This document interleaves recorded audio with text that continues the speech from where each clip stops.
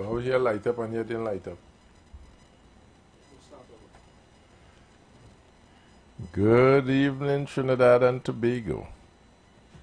We're live from the street 91.9 FM. We had some technical difficulties, so we have lost 10 minutes in our podcast. So as we start, we say good afternoon to the management and staff of I 91.9 FM, to the Caribbean, to the World Wide Web, those in Russia, Germany, America, England. We say welcome, good morning, good night, good evening to you. As we always start, we say thanks to the universe, to the energies, to the Creator that have us on this earth. We give thanks for the wisdom, knowledge, and understanding that is provided to us to build a future, and a future for generations and generations to come. So when they look back and they look on what we have left, they'll be proud to say they have been so provided for. Let us build that foundation. Let us build that harmony. Let us build that love. Let us build that connectivity. For generations to come will look and smile and say we had done well with the time we had on this earth. Really and truly. Let's live in love, enjoy. 10 we gone. We're fighting for. What the Bacchanal is about? Ukraine, Gaza. What's all that about?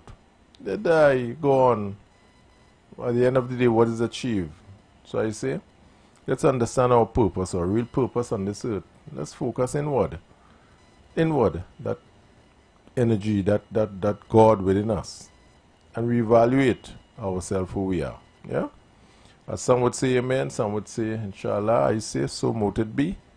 My colleague in studio, Ronaldo Rolox, the mic is yours.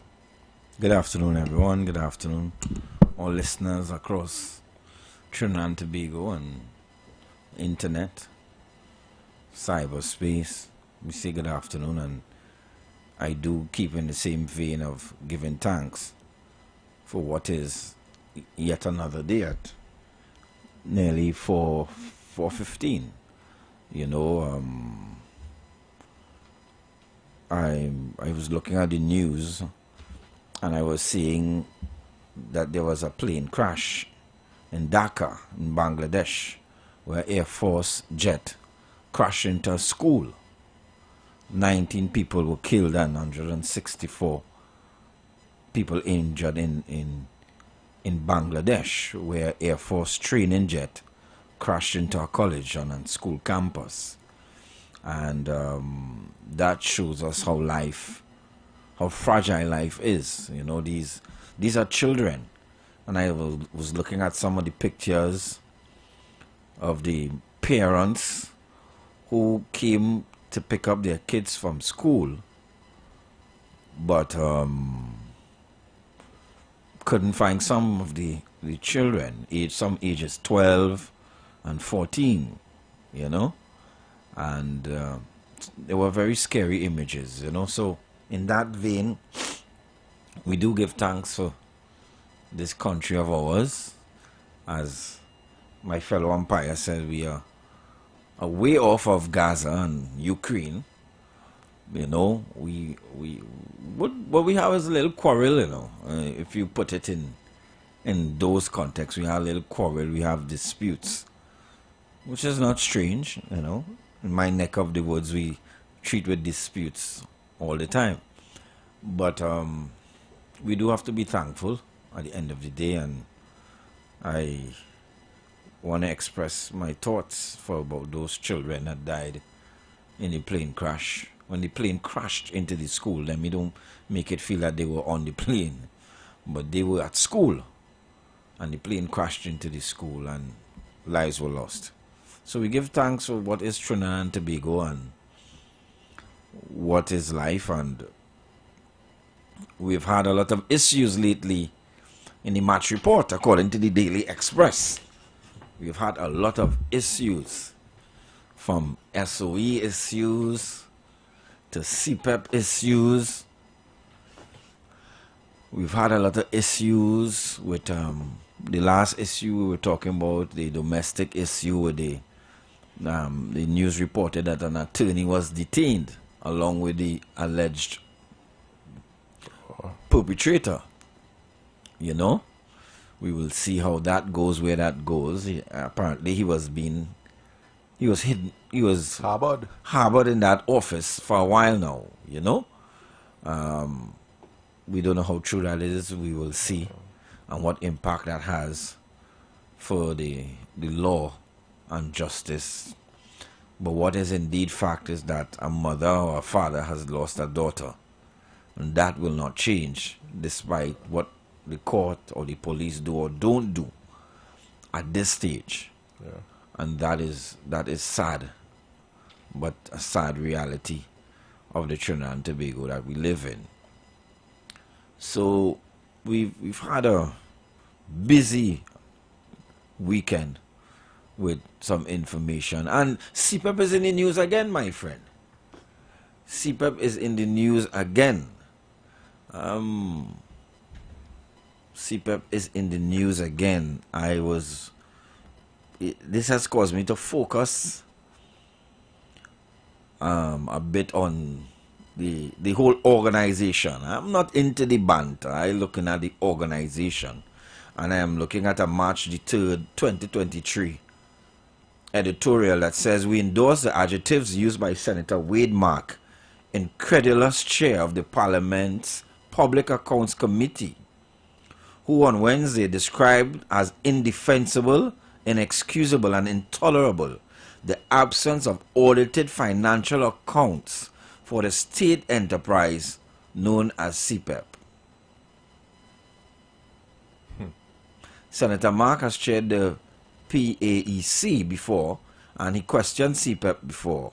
It was with that continuity of scrutiny that he expressed dismay that as of Wednesday, CPEP had been unable to account for its consequential expenditure from the public purse. Yeah. Sometimes I look at the Public Accounts Committee. I pay attention to it.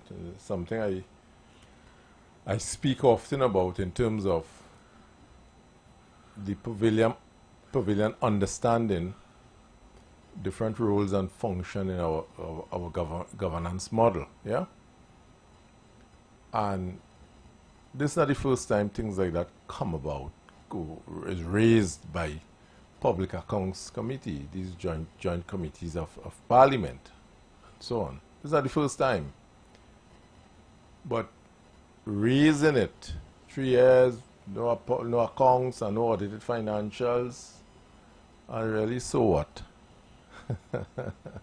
Here it is in Parliament, Auditor General making noise, so what?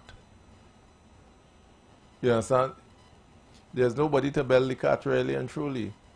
So what we're raising it for is just entertainment, really and truly.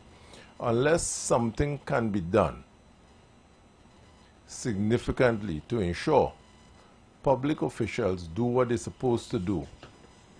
Let me stop the theater, the theatrics. Oh, Lord, me thing, and who tell you do that, and where's the counts, and everybody show on television and we act. And what happened after? Everybody go about their life as normal. Everybody go about their life as normal. So our governance model, in terms of legislation, must have certain teeth to hold public officials accountable. They are not working for free, you know.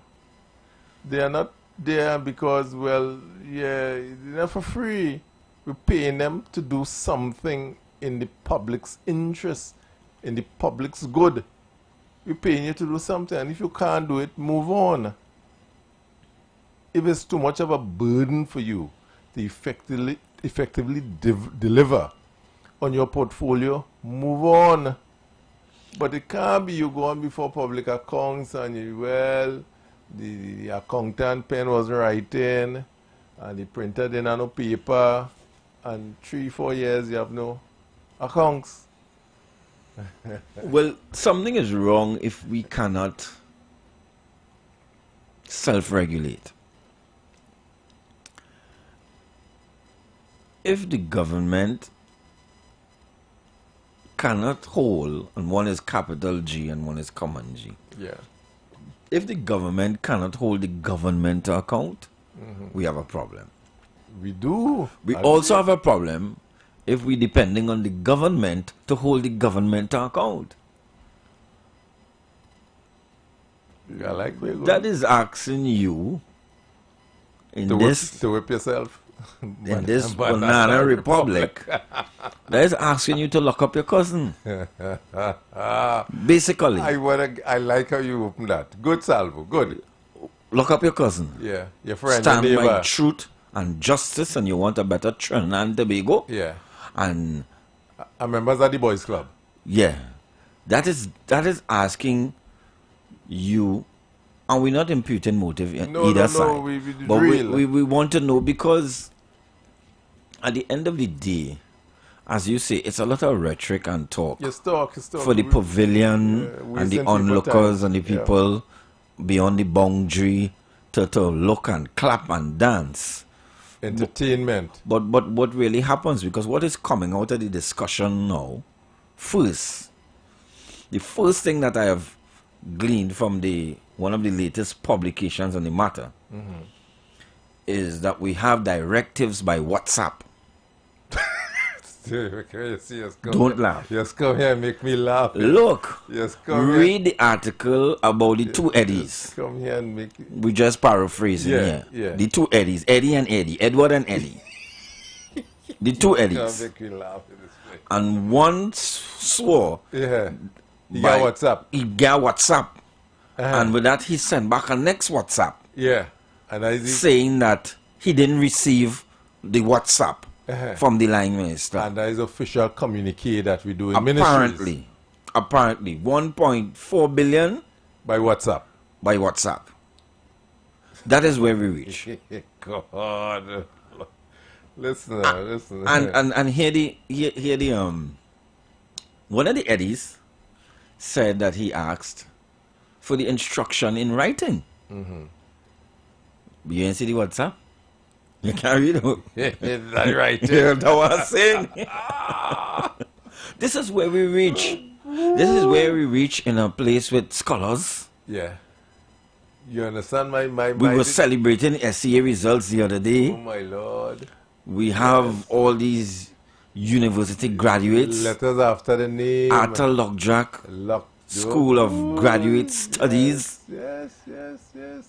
and public servants, for Yeah. want of a better word, cannot work out among themselves lines of authority,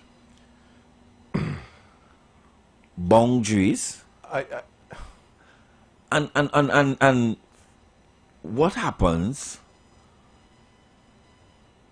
when the allegation is that you're being pressured by a politician? Who do you go to? I think to a large extent, yeah, and I'll be clear on this, Public officials, and I see it from some people just want to say, I am, I am CEO, I am chairman, I am director.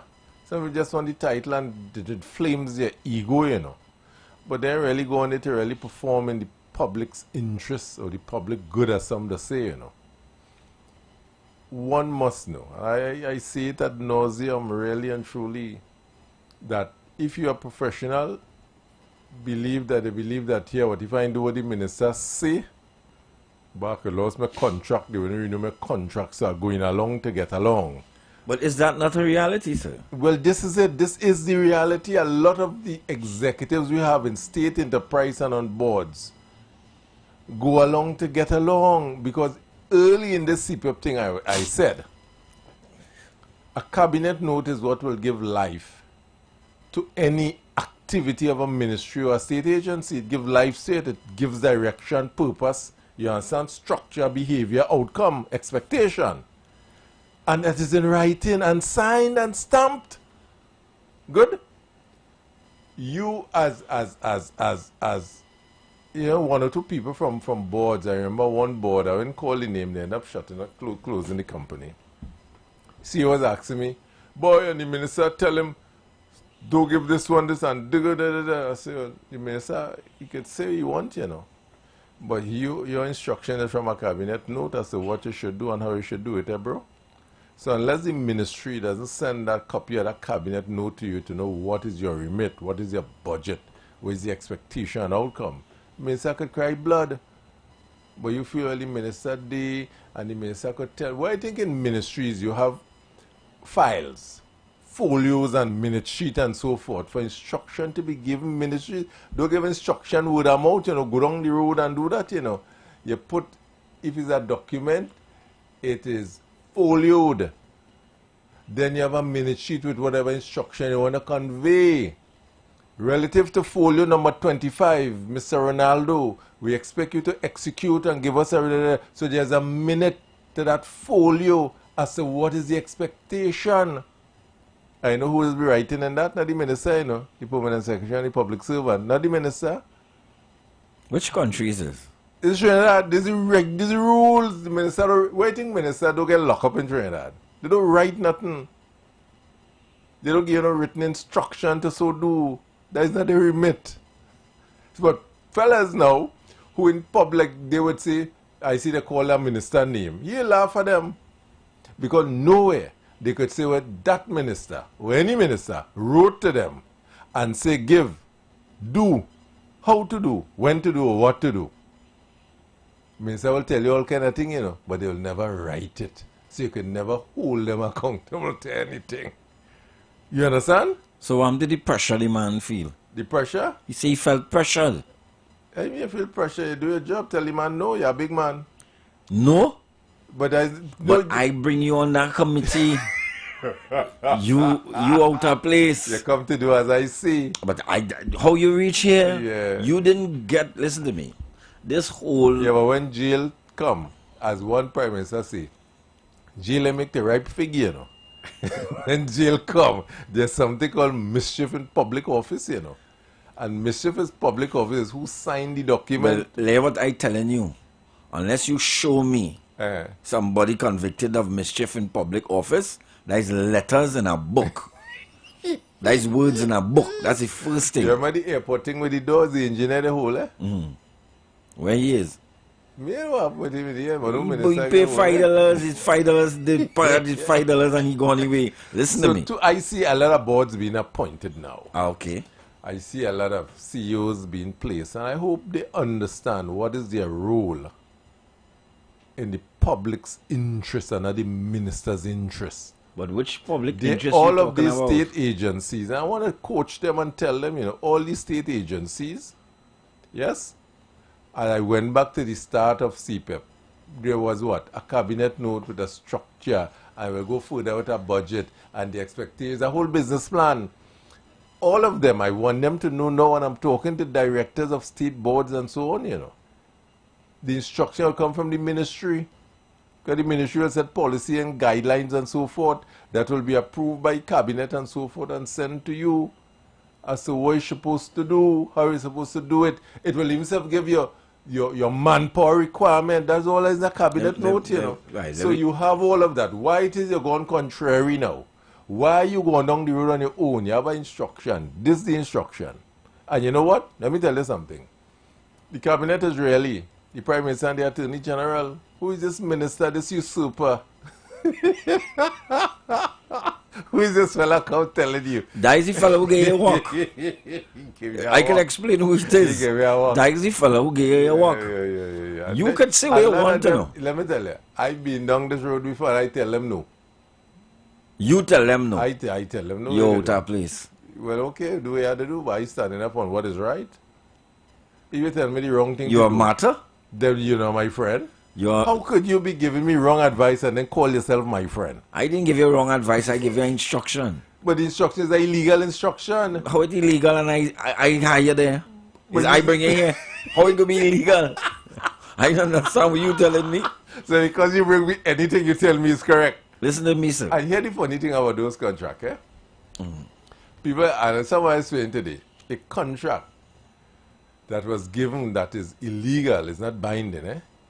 Right, we understand it can be nullified. It can be nullified in that regard. For whatever reason. It was illegal. Come like he may do his own thing on his own without proper instruction from the process. He didn't follow no process and so forth, right? And early in this thing, you was hearing the ministry was saying, it was telling them not to proceed, that there's no cabinet note to so proceed. Why are you all doing that? The ministry was advising. But then they jump ahead and say, somebody tell them. I won't call nobody. Like the pressure man. The pressure man tell them, go ahead. And they forget the ministry and they went with the pressure man. Well, the pressure man go be dropping tallow grease and Vaseline. No, nobody ain't going anywhere. Listen to me.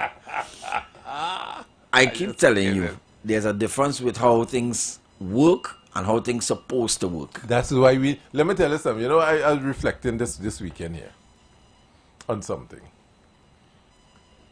We got independence same time as Singapore and those places. Yeah. But what is more instructive, you know, we started monetizing our hydrocarbon sector before Dubai and Saudi Arabia. We were into oil and monetizing that whole hydrocarbon sector before them. You know, researching this whole thing, our energy and our history and so forth, I say, but, so, when you watch, we start before them fellas and them. Are you talking about places that have the death penalty? Where people actually die? Cut off hand for teeth. Oh, okay. All right, go ahead. And I watch these places who keep after us. Where they are. Just now.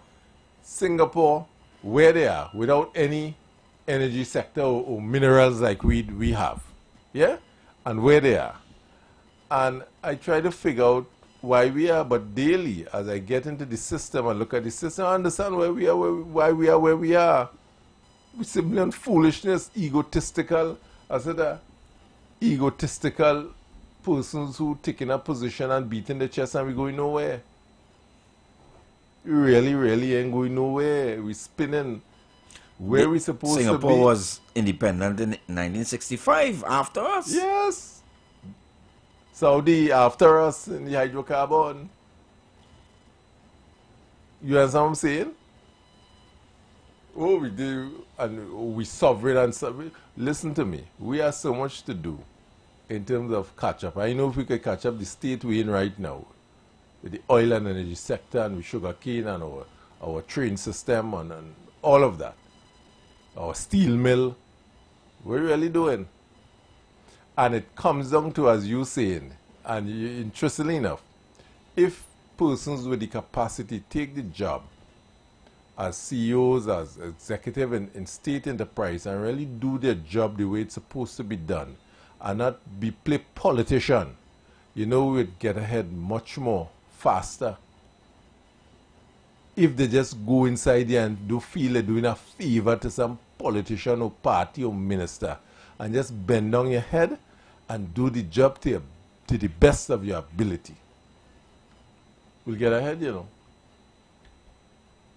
A lot of the minister, they feel they're more relevant because they know the minister or the minister recommend you for a board position. She is going along, they get along to satisfy the minister. They're studying your real purpose. But that's your purpose. No, well, this is what I'm saying. This is why the country is where it is today. With all, and when I checked recently, we have over 200,000 tertiary level persons in Trinidad that pass through our system here. And we are trying to figure out if the war starts, where we're getting food from to eat. We saw if we could be able to buy fuel, if we could pull fuel from Mexico and so to have our vehicles on the road. We living in hope, you know, that all things remain calm and peaceful outside, otherwise we eat one another tomorrow. But I'm putting it to you that I choose you to be on the committee. Listen to me. Why? You did not. Why you choose me to be on the committee? You did not apply for this position. Why you choose me to be on the committee? Did you see an ad out for this position? This is not an electoral position, you know. This is an appointed position. It's two different things. Right?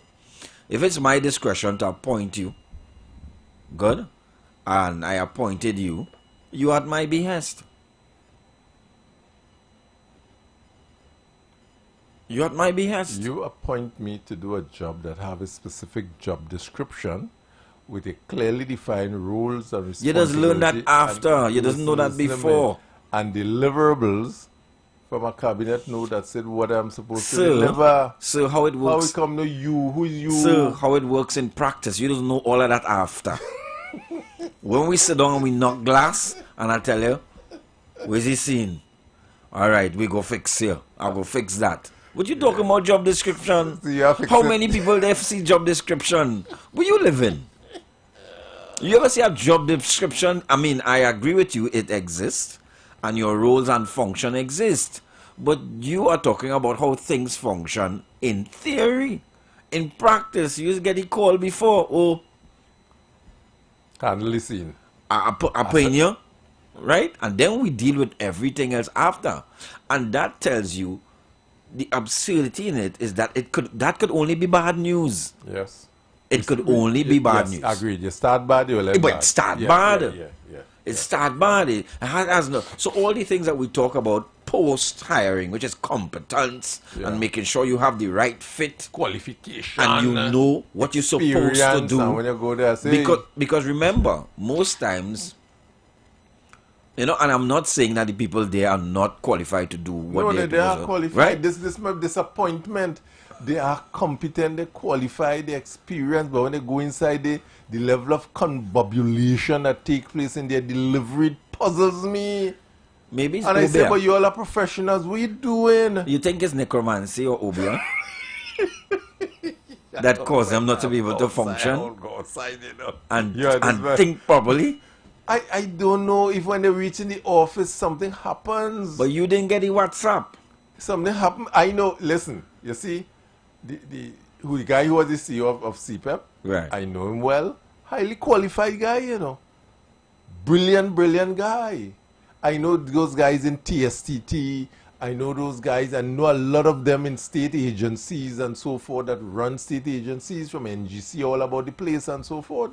It's brilliant people we have in Trinidad, competent persons. One wonders, and I want to buy into the argument.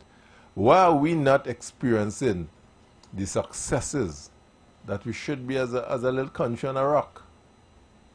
It puzzles me. What happens? Is it necromancy when they go inside of there? They put up blinders on them, some grey wall, or they give them something to drink in the water by the cooler? What happens, Ronaldo? What happens?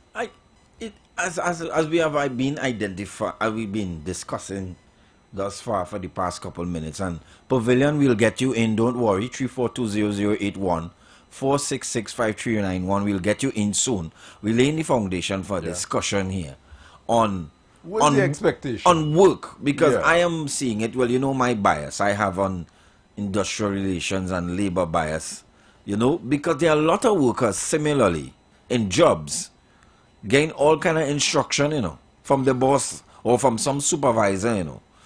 And they gain this instruction by WhatsApp, by text, by Instagram. I'm serious. And workers ought not to function like that and accept instruction like that. But this is a high level. This is high level job here. Yes, I want to go back. I want to go slow. I want to buy a piece of your line. So are you saying these executives got a WhatsApp message from a minister, some minister, some way, to so do, and they follow a WhatsApp instruction? Well, the discussion about the cabinet note morphed into who got what WhatsApp and who gave an instruction or recommendation based on what they saw on WhatsApp. It morphed. It didn't stick to, I didn't see the note, there was no note, then there's no note. Full stop, good. That was it. You and I will see that. Yeah. But it morphed into, and if you look at the filings of the case, the affidavits, a lot of it was text messages as well. And wow, while those are real hardcore evidence of conversations in 2025, is that our accepted governance model? Yeah, good question. Good question. Are we governing by press conference? Yeah, yeah. Right. So I come and I hold a press conference. I say, tomorrow we do this and we're doing that, whatever. Thank you. I want 3 questions, not 5. And, you know, because we've been down that road before and we didn't like it. Where are we going? Yeah, we didn't like it. I understand that it's not everything you can explain in terms of matters of national security. But we're talking about $1.4 billion here, you know. Now, I could understand the WhatsApp to buy the drinks.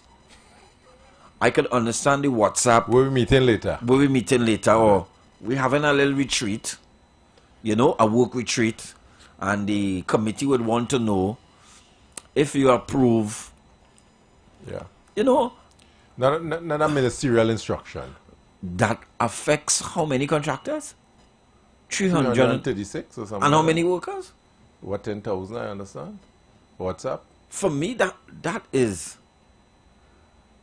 unbelievable that a conversation will be had at that level. And a decision of that amount made.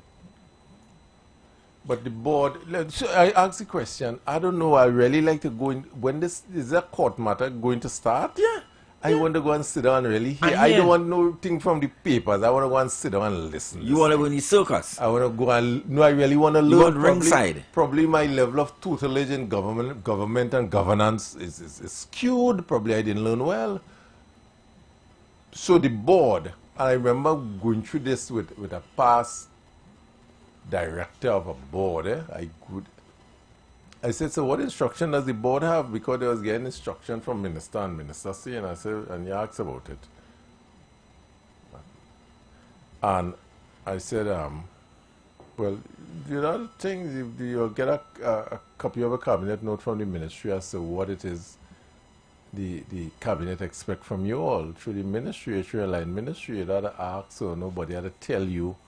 And tell you, the cabinet note is pretty clear in terms of your structure, your budgetary allocation, what is the outcome the government looking for, what kind of reports. So it's very, very clear. You have to talk to nobody. But for transparency's sake, should not these things be made quite public? Well, it is clearly defined in the budget debate, you know. When they debate the budget, is up to the opposition and the 41 to discuss what is expected, because they all have been in the parliament when the budget is approved, line items, we discuss line items and so. And we would say for this line item $20, this item $40, and it's up to the opposition to ask if it's not clearly defined what this expenditure is for by Ministry of Rural Development or Ministry of Health or Ministry of National Security. And there will be an explanation, and you see they go through that. So it's public document, it's public information, really. It's not state funds. You say public information, but where it is? Could you search, for instance, a cabinet note from the Ministry of Energy that gave the ministry instruction to spend $50 million? All in the ministry sit down there and so forth. All the cabinet note in the ministry are the vote book with every line items of expenditure from the budgetary allocation. There's a nice yellow book, a thick yellow book in the ministry with every line items of expenditure. Running the country is not a confusing thing. It's a very easy and simplified system, you know. When the Bajans and they came down and helped develop our public service and so forth, and the system from the British, and it's clearly defined. I always wonder, you know, always wonder why it is when a contractor does a contract in Trinidad, he can't get paid. You have to wait for money. Or you have to take the government to court. When it's clearly defined that you can't award a contract unless the funds are allocated for said contract.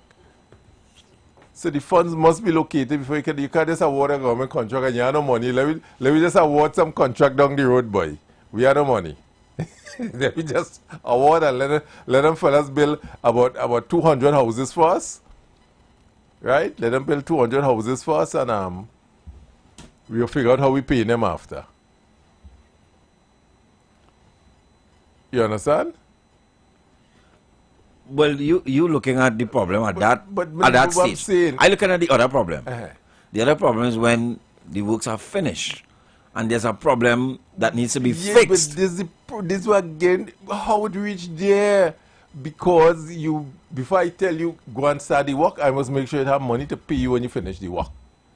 How come it is when you finish the work, I tell you had to wait, we had to apply to finance for some money, and we had to, what we doing? No, you don't understand. That is your problem.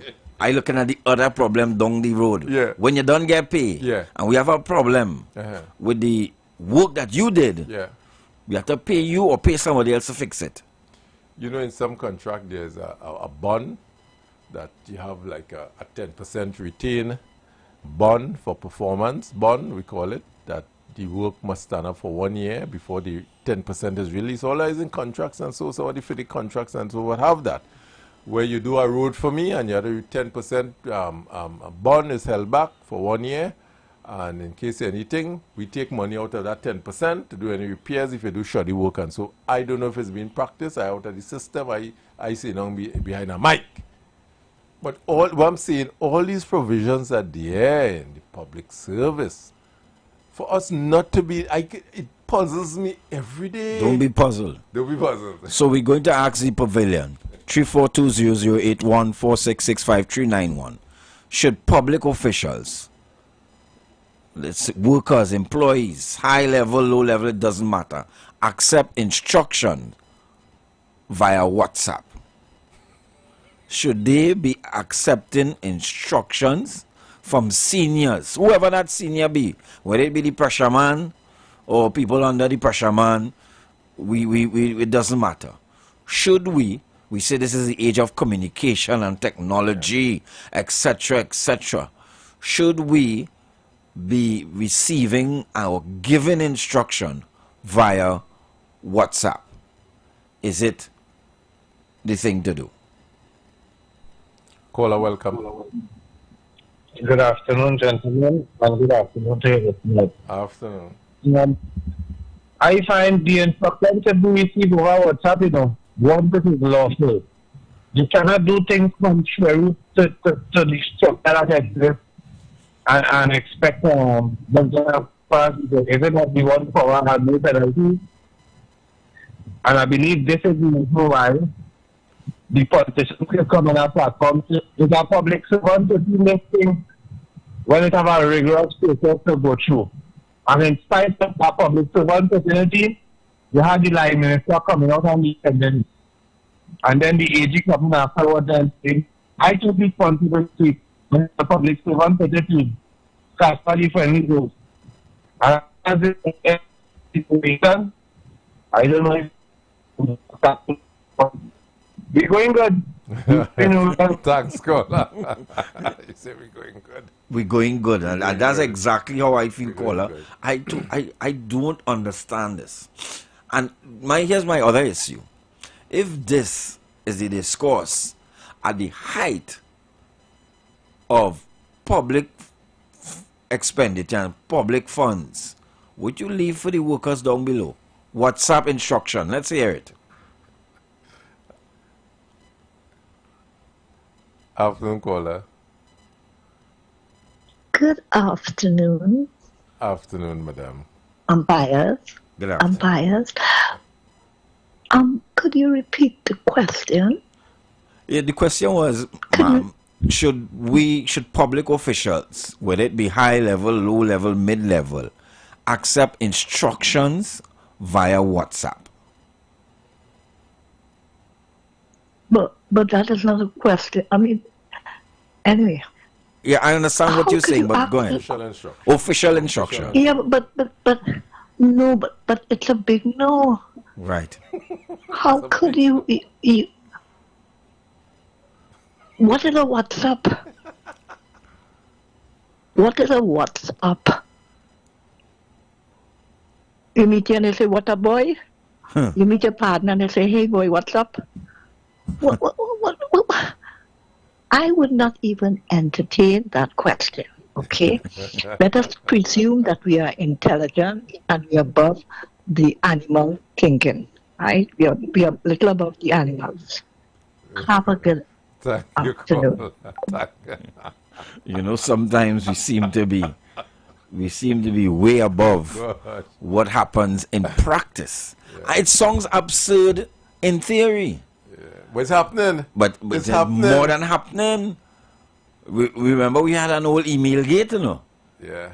So people don't let us feel that, you know, it's wow, because it's quick, it's fast, you know. Just WhatsApp that thing, just tell you what to do there, and boss, you know, you have to tell him, and the boss pick up his phone. Please sign check. Caller, welcome. I had to come in again because you are saying it is happening, right? But you lying down with 20, somebody have 15 women one time happening too. That doesn't, so what I mean, even though it's happening, nobody's saying it's not happening. Because we allow it. I was coming back to you and I. You standing up like you don't know. Because we allow it. We allow it. How the first WhatsApp start? How the first, from the time the person press send? You understand? You take it, you accept it. It's coming down. I always said, don't even ask the question. Whatever happens, you allow it. Okay? The colleagues is shocked that this is even a discussion. I would think so before I read the story about the pressure man and who was getting pressure and who was giving pressure and who was receiving pressure and who was interpreting the pressure. And who tried to pass on the pressure. Who tried to pass on the pressure. That's the other thing. And if you feel that is crazy, what about the rest of people who depend on your information to make a decision? Because it's not a one-man decision. Let's understand it, right? What about those implicated by the decision made? So we ain't have reached there yet. So it's a board of 10 people, let's per se. It's a board of 10 people. And you come to the board and say, well, we supposed to get a cabinet note to nobody. I get a WhatsApp. And all get the WhatsApp. What do the 9 other people say? You come with your crazy story about WhatsApp and WhatsApp. But after the break, we're going for drinks. What is the role of those 9 other people? Everybody went down the well. It can't be. I don't believe that. Everybody didn't drink that juice. Everybody couldn't drink that juice. Contract was awarded. So we tell them about. Wow. Contract was awarded. Wow. You went far there, you know. We'll be back after the drinks break.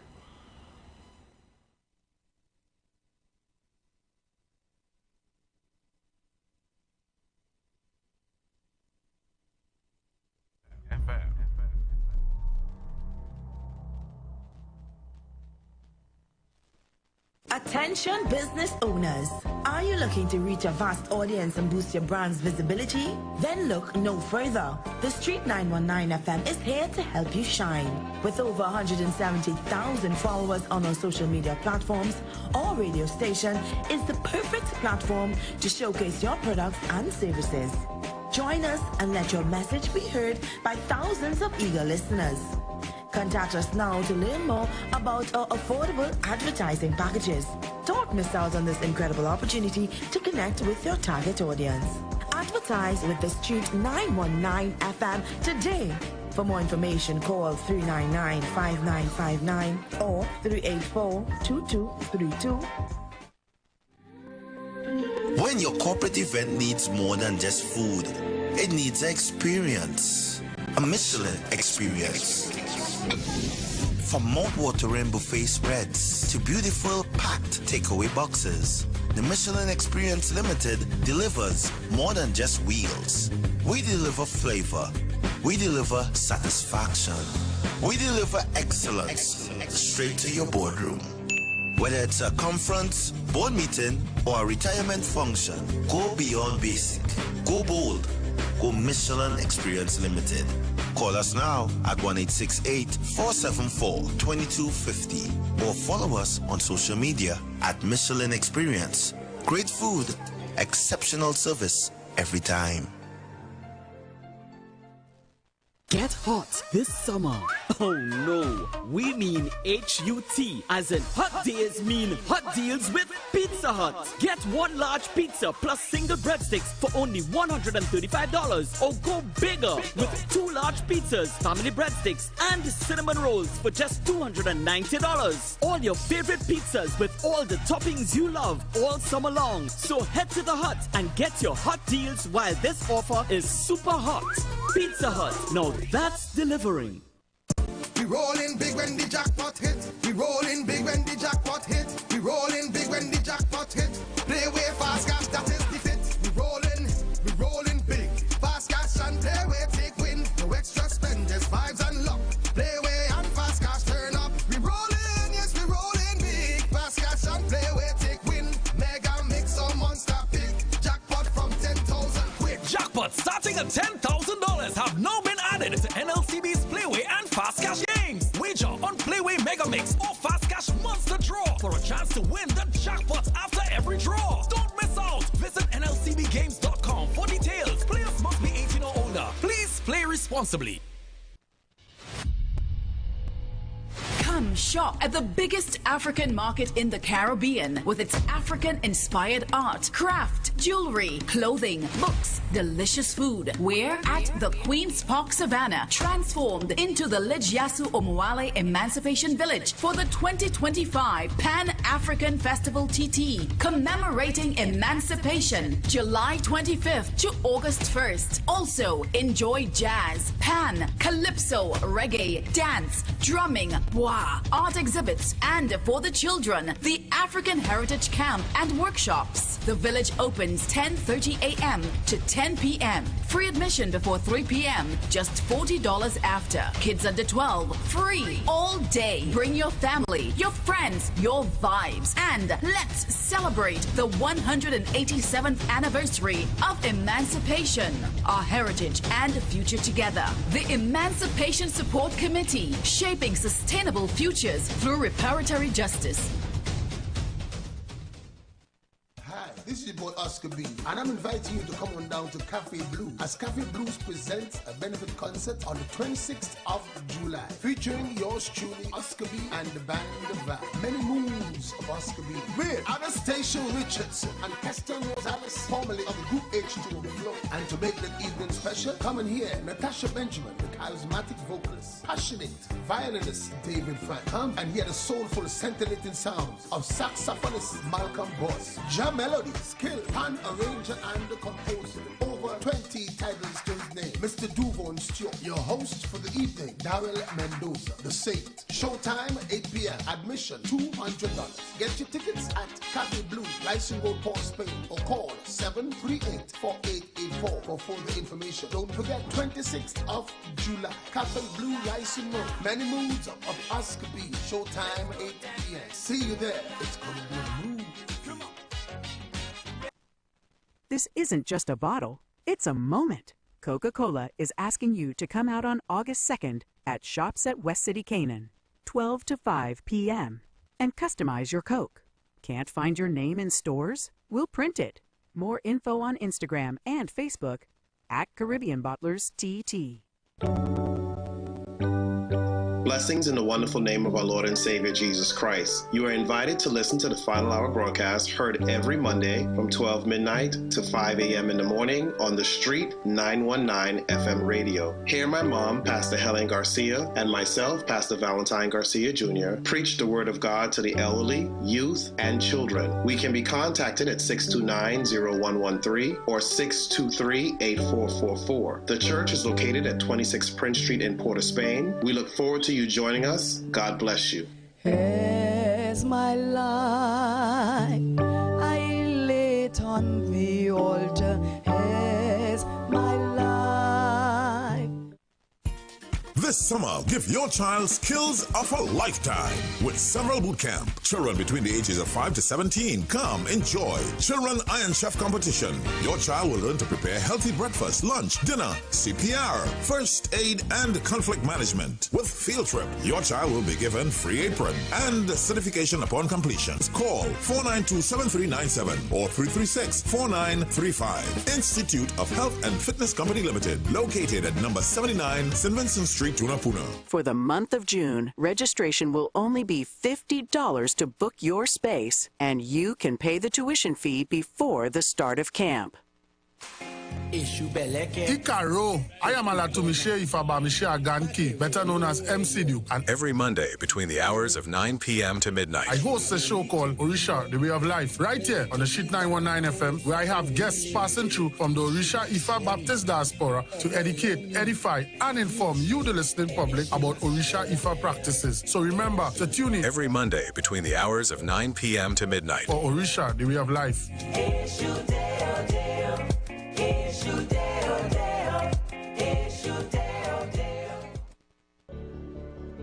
Tune in to The Street 919 FM every Friday from 9:15 a.m. to 9:45 a.m. with Kingdom Health Services, situated at number 125 to 186 Eastern Main Road in Tunapuna.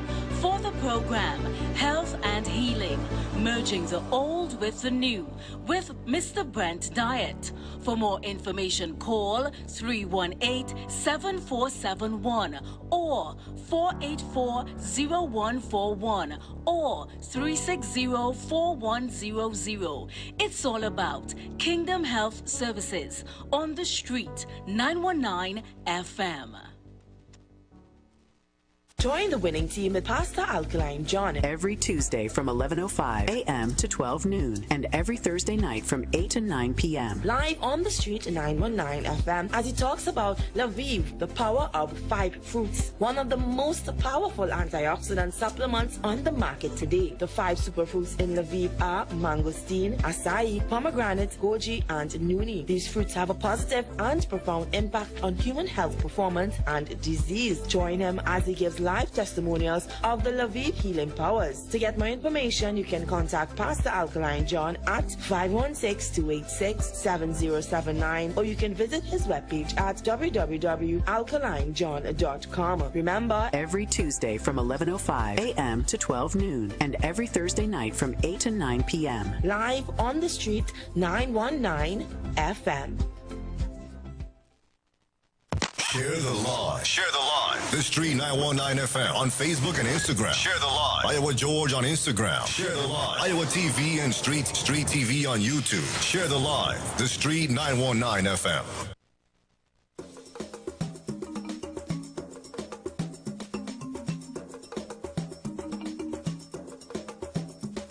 United together, come together, stronger together, unite together, united together, come together, stronger together, unite together, united together, come together, stronger together, unite together, united together, come together, stronger together. Emancipate yourself from all of the mental slavery. Emancipate yourself from all the bad mind and envy. Africans must love each other. Help one another, pray for each other.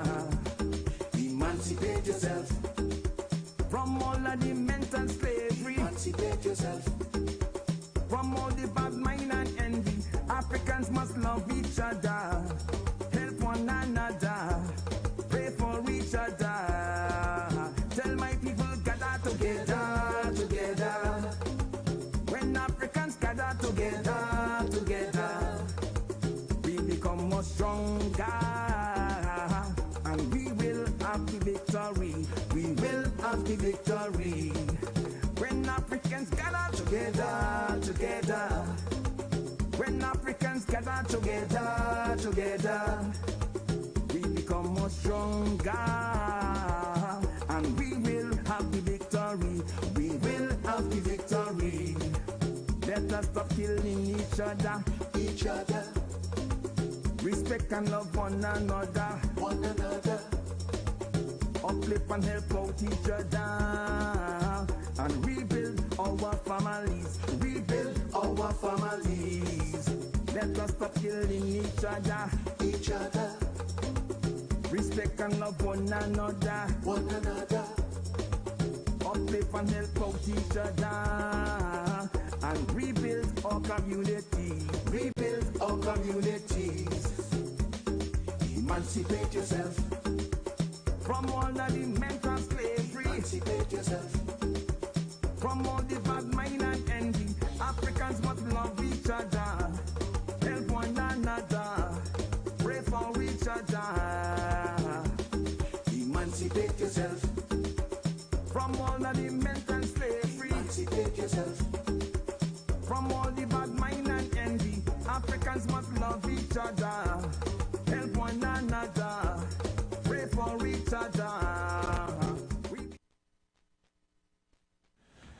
We are back inside the Third Empire. Selvon Mitchell and Rolando Rollocks. Ronaldo Rollocks. He gets Latin name from. So we're saying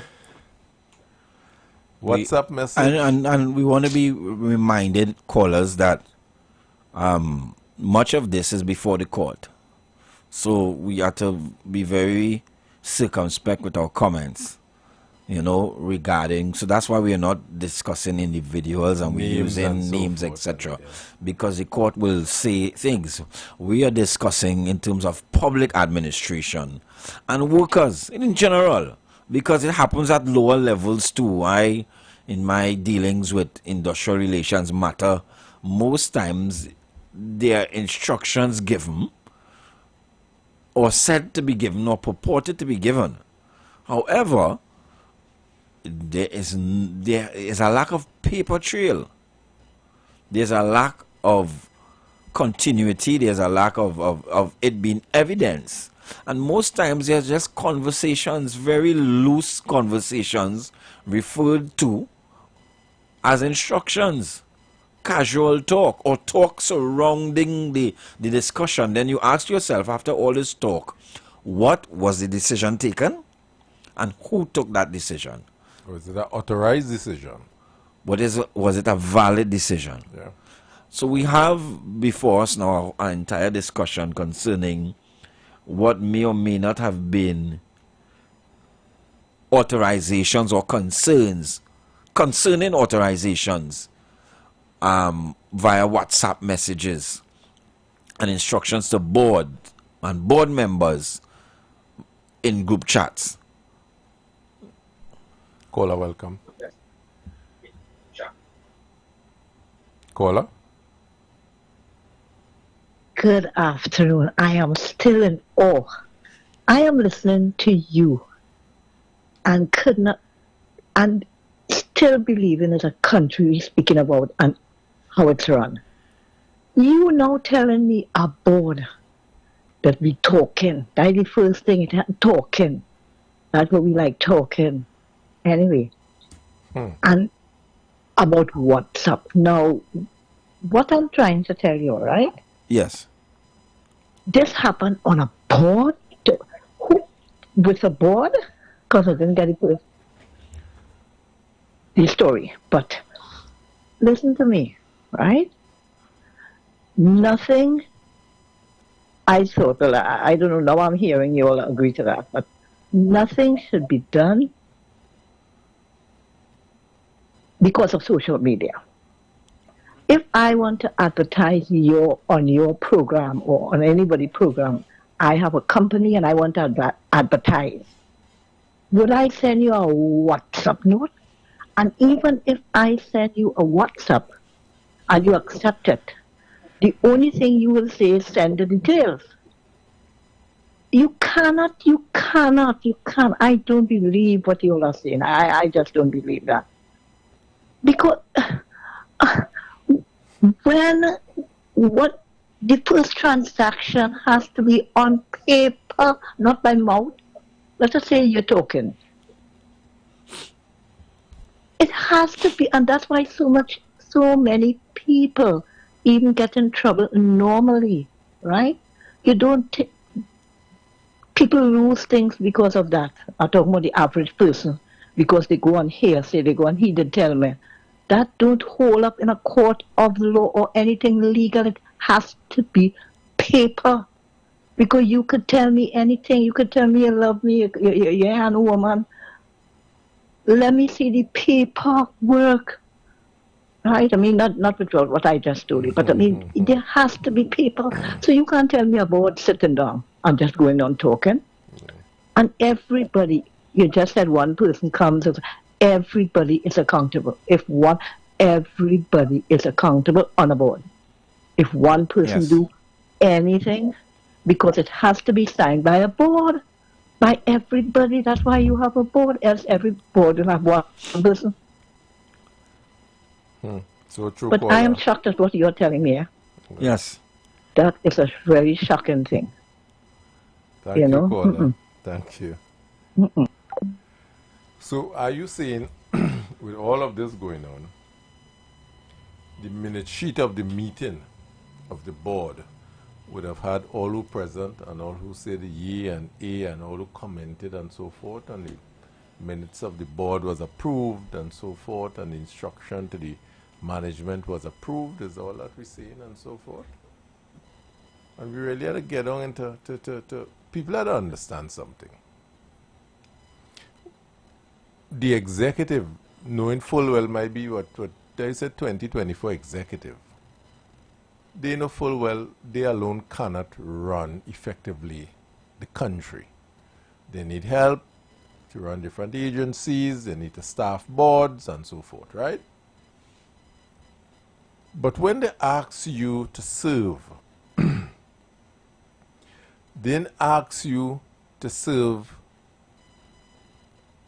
because you can't do the job, and I like to think not. They ask you to serve, and I'm sure every executive that passed through had the country and have the country's best interests at heart. And they would choose the best person that would carry out their duties in the best interest of moving the country forward. I would like to think so. I may be naive in thinking so, but I like to think that is the objective of looking for persons and interview and all kind of bring your qualifications and all of that, because you want the best person, but you can't then choose the best person and send them a WhatsApp. Do you want the best person or you want the best follower? You want the best disciple? Well, this is what I'm saying. I want the best qualified disciple. You understand? Because there is a process, a legal process in how we do the thing. And if we only follow the legal process, we'll not have any problems, you know. Just follow the legal process. There's a process. Stop the fever thing, stop the corruption thing, stop the undermining thing. Just go and do the people job. It's simple as that. And doing the people job is not doing what the boss say? Once the instruction is, as you are a practitioner in the court, is something called legal and lawful instruction. The boss can tell you anything, you know. I wasn't in the meeting. But there's a way to record what was said in the meeting. The boss don't supply me with that. The boss just tell me, hey, we had a meeting, you partner. That never even come up in the meeting. I had a document here a few weeks ago that speak of the the public service or the governance, quality control systems and so forth for government. And I show you the relationship. And I ask persons to go and get it, get a copy. You take off, you become a chairman of a board. You become a CEO of an agency. There's a public document, I think it was ratified in 2011. It was ratified again, 2011 copy I have, that shows the relationship between corporation sole, the board, ministries, minister, and the relationship with all the agencies. This public document and you to see, show what your job is and who could give you instruction, who cannot. And you see, this is why, and we're going to say the minister could talk to the board. Right. Corporation sole, like he board. Right. The minister have a kind of judiciary communication with the board. Right. The ministry could talk to the executive. Right. Not the minister. Right. So if you check so the minister can talk to the CEO, he can talk to the board. Right. The board talk with the CEO. Right. So, you understand? So, when instruction pass from cabinet, because in this case the ministry would be setting policy. Yeah? Right. And driving down policy from cabinet to you. Right.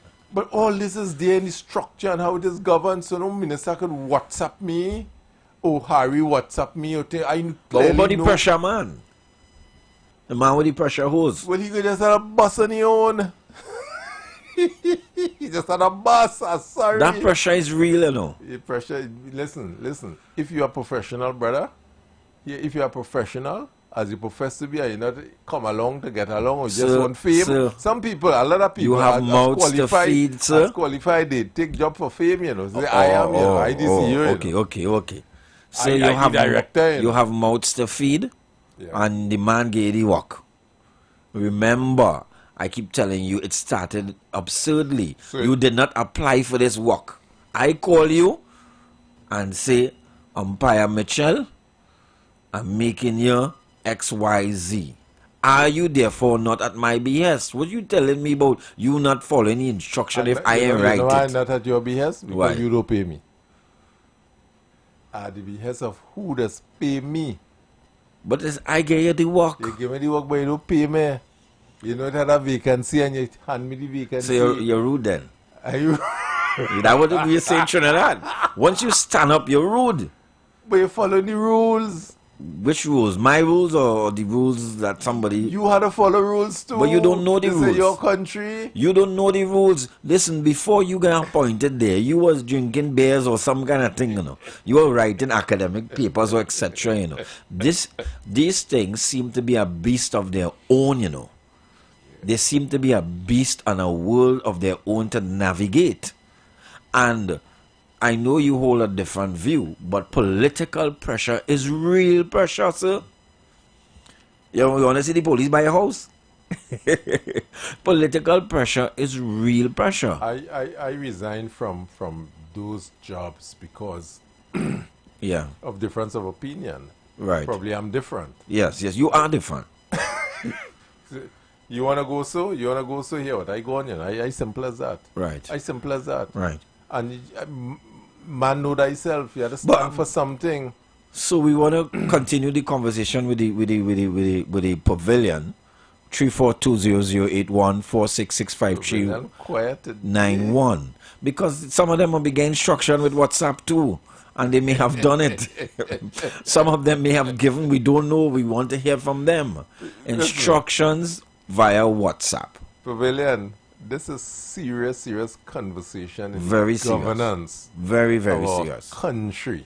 Very serious. And why it is we have this level of lack of productivity, lack of sense of direction, no clear vision as to what we're doing, how we're doing it, no measurable KPIs in terms of measure success curve in terms of where we're going.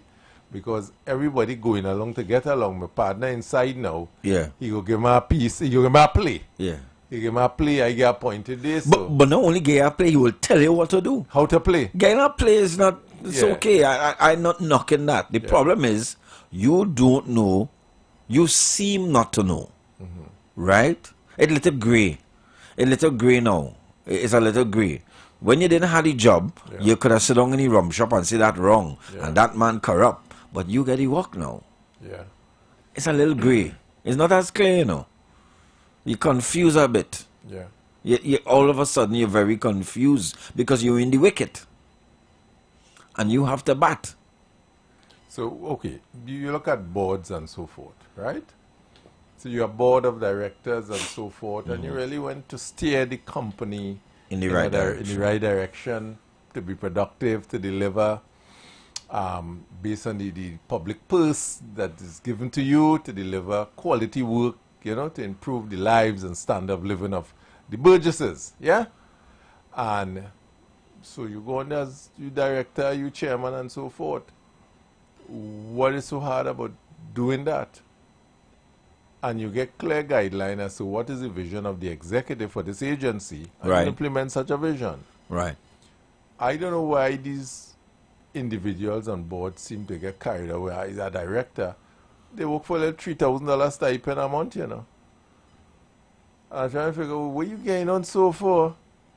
We behaving so for. I on the board, you see. You're on the board. Yeah. A little 3,000 again a month, and you're on the board. You're big. You go up your Yeah, in the chest. You board. put it on a suit. This You is in the about car park. meeting, you put on In a the suit. in the car park. It have a place for me to park, you know. Yeah. You know that, Security right? move with a man doing them a spot. You have a security. cone. Yes. For me to park, you know. Yeah, 3,000 a month. Yeah. Stipend. Yeah. And you're bad. Yeah, and when it's at the Christmas function, Yeah. I get 2 tickets. Yes. I get 2 tickets for the Christmas function. You sound like you're on Pleb Deco board. Well, I don't know which board it is. I don't have no clothes. Yeah, I don't know. But I know I get 2 tickets Yeah. to go to the event. You know, me and others. You and others. And Ital. Ital. Ital. Yeah, Ital, yeah. Right? Yeah. And a lot of these trappings seem to be very... Are we a country of mimic men? We fight and we die for these things, and we're talking about $1.4 billion, you know, and that is what I can't seem to recognize. How the conversation about $1.4 billion at stake. Any other threshold, I might have caved in. To be honest, I would have said, that's negligible. Yeah, $50,000. Yeah, that's negligible. The Christmas party. Christmas party. The ladies want to decorate the office. No problem. Yeah, that's no problem. I could do that. But the question is, the impact this have and had on the lives of persons. The workers, correct. Based on that decision. Correct. How it negatively impacted on the whole environment, from contractors to workers. Yes. And this is why I said early, when Yes. this whole thing came up, why went first to? What cabinet note established this, and what is the outcome and expectation that we're supposed to have? And we start from the genesis of what brought it into, what give it life. I like to call a cabinet, what give it life. And where we strayed from the whole moorings. And I'm not here in my pavilion today. 3420081. Like all I get WhatsApp, but like the pavilion get WhatsApp today.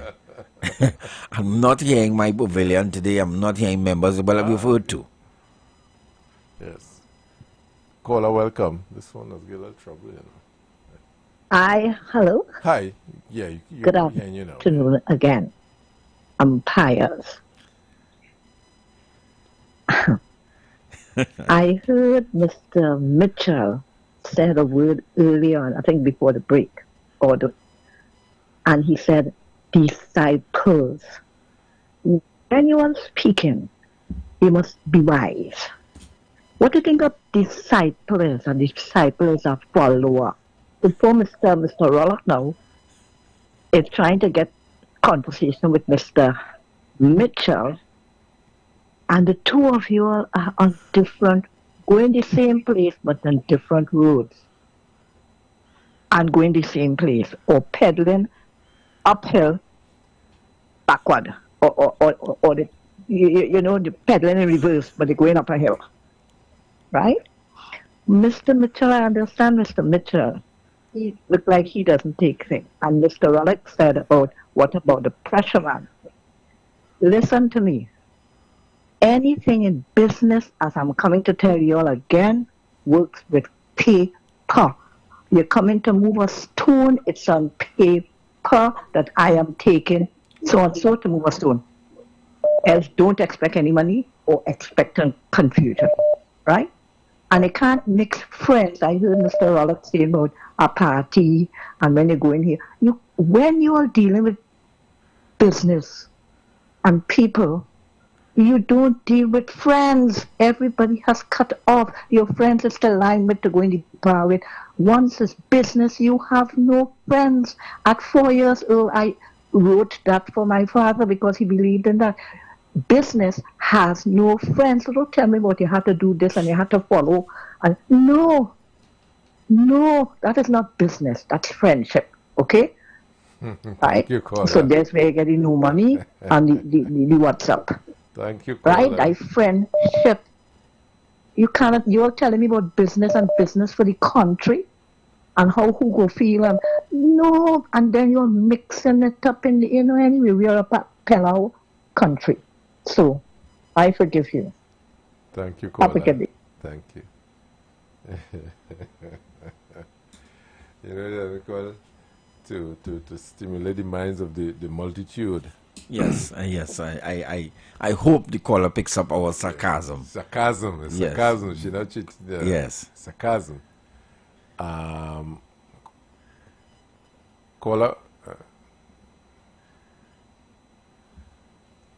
I know what's happening with this phone. Caller, welcome. Oh. Good afternoon.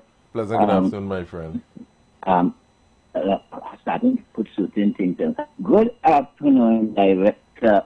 Good afternoon. Good afternoon, Prezi. Yeah? Where's the dog today? Have you fed that dog? Right now, he's lying down right by, but he is looking out the road and he's seeing about, he good. All right, cool. He's pretty much here, but he's not good over here. Good. Anyway, good afternoon, Mr. Rolando. Good afternoon, Prezi. All right, and good afternoon, Senator Tuvigo. No, we have a nice conversation, but you know how to be invited in it. And we always started with public account committee. Well, when I go in the constitution, I would definitely do something about them, but basically, and then you always say that kind of thing in the court. So I'm going to go there. We don't want the public administration. And this is something I keep on saying all the time. We need to form our own construction to handle things. So when we set things for we, because what we still is a colonial system that has real flaws because of colonial legislative consciousness that passed already and still in books. Dr. William is the first more or less legislator of the situation. He was under Asa. So everything that's paid, even although government that it's still stuck in legislation. So if we keep on doing that, then it always having loophole in all ways, except we create a structure with a structure. And if it is to be understood that we could get to understand how to work them 12 structures, which I think are supposed to be very important for a new vision, so that I have a mission in that vision. And he gets it, and I understand to say some kind of thing. Educated people have the privilege over authority, but many educated people are illiterate in the consciousness of intelligence, even to rule a society. So we come out from the and form home. I keep on saying 12 disciples. See, you 12 human resource that I would like to get could be 12 disciples now, because you have the natural consciousness of the human resource and forming cabinet and all those things. You are valuable now, but you have to form a committee, a caucus. Form that caucus, Miss Director, form that caucus. And I have nothing much to say about that, because you understand, at the end of it, I will say how you could use WhatsApp to construct business online, you're talking about, which people that hear that from all about according to who tap into the number and so forth. And aside from that, that is not the place to really signify a legislative nothing. According to the lady, in pen and paper. If it's computer, pen and paper, what kind? These are the kind of loophole stupidness that we go into, and leaving it alone, because we're not getting ourselves to construct the whole self, to macro them things out of the 12 disciples. I put the 12 disciples in front of you because I have a paper only, and they call it what? Always leaders of that. Not me. I have no money. I have no education. Always leaders of that. And according to the lady, we want 12 conscious disciples. They have a paper out there. If people is to follow the people, they will really see and put in the thing too by admission that I could say, well, yes, okay, that could fit in there, and because a lot of ministry could end up in every disciple hand according to the ministries they put up with. Right now, we have much about 20 something, like not exact to it right now. And that's the situation. Right, we have to make sure the representatives stay in the position where we put them, and we hire ministers. You see, this appointing thing is partner thing. That is the colonial thing. It's at the level that everybody getting paid to do the work. As they don't do the work, they get fired. I don't know that. Have a nice evening. Thank you, Prez. So you see the language there with the press is different. They talking about being hired. Do we have another caller? Caller, welcome. Hello, good evening. Good evening. Why I nearly missed all your program today because I'm not walking, but I'm walking just in time to hear Gary Griffith. Not Gary Griffith. The caller with Gary Griffith saying that the pavilion like the outside. Well, so I will tell you about the pavilion outside because already the two colors that the people don't want to see right now. One is the PNM with the Two Empire, and the other one is the Cockroach Man Post Empire. So that is what's taking place. So that is why the pavilion kind of staying silent today because of the colors you're all wearing. But as I hear, all the people talking about anything in Pacific because I'm not walking. Well, caller, we were talking about the recent issues involving CPEP, which we have been talking about for a while. But we've reached the stage where we've discovered via a newspaper article in the Guardian today, where there seem to be instructions or lack of instruction or discussion about instructions to spend $1.4 billion over WhatsApp. Okay. And all right, well, not really the channels. So we were exploring the idea and asking the pavilion, do you think it's right to have instructions from government officials via that WhatsApp mean? Do you think it's... Now, we know what the regulation says, you know, with cabinet notes. But, you know, in our day-to-day lives, we use social media a lot.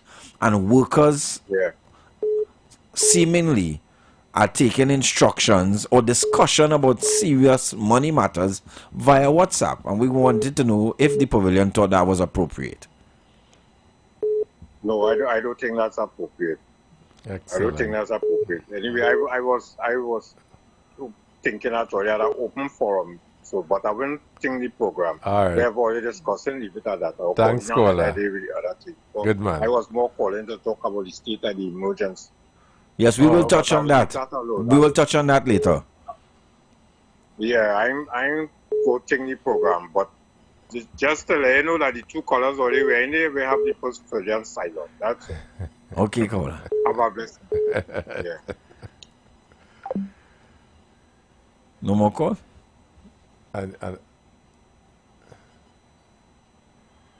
Caller, welcome. Caller? Good afternoon, 32 umpire. How's that? How's that? First time caller? Yes. Welcome. Welcome. So I was like, how's that? And I will have to make a big appeal. Correct. Because here what going on? Umpire, Yes. man running down the pitch. Yes. Umpire, I said I feel that I already stopping the singles, but I want the boundaries. Right. Umpire, I have a man square, right? But I have none to the cover. Right. And I give that to back up the bowler. Right. Because the batsman see that he can make all the runs after the bowler bowl. Yes. He can hit all the boundaries. Right. But if I don't know cricket, I would not say, I would refer to the third umpire. Just imagine, before all that electronic device, Correct. all they had, that extra, now, this is a little old joke, eh? You see that extra lens you have on there? You had to make that second decision. Yes. So now in cricket, we have voice in the stump, camera in the stump, in the pads, so we see Everything. If the batsman bust a little wind, we hear it. Yes. So, and here we go, the judiciary and the law in Trinidad, they pass that you could take a testimony by recording and play it back. Now we can put a man cost you on YouTube and tell you the failure. You could cry to the intelligence of the cyber bully and they will reel it. So here what's going on. I feel Because just imagine, I'm just making a point here. $3.2 billion, $7 billion in the Ministry of Finance is electronic glitch, you know.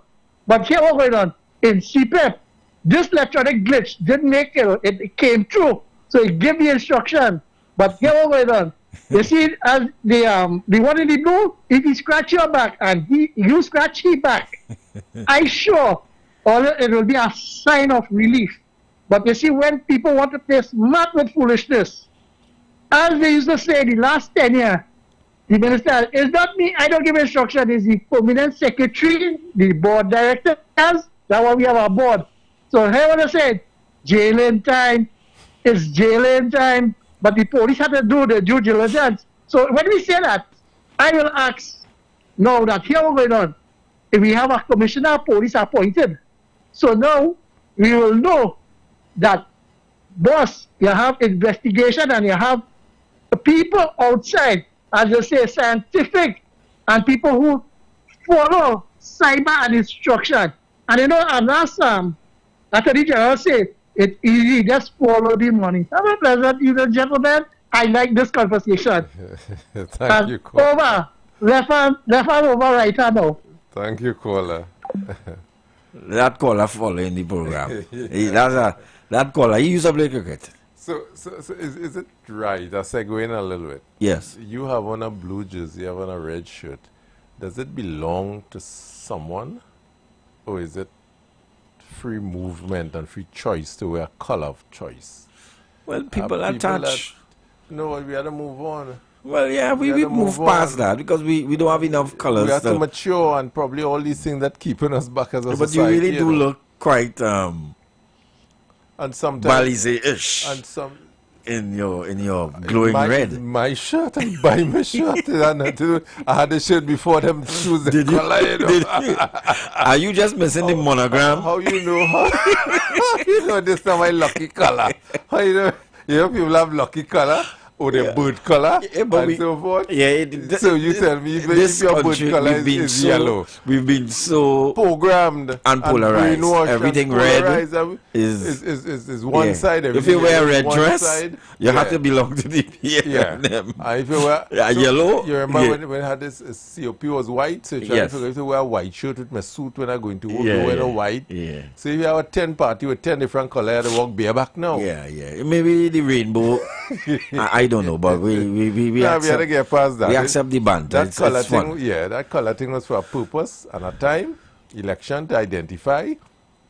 Election is over. We have a country to build right now. Color is irrelevant and so forth.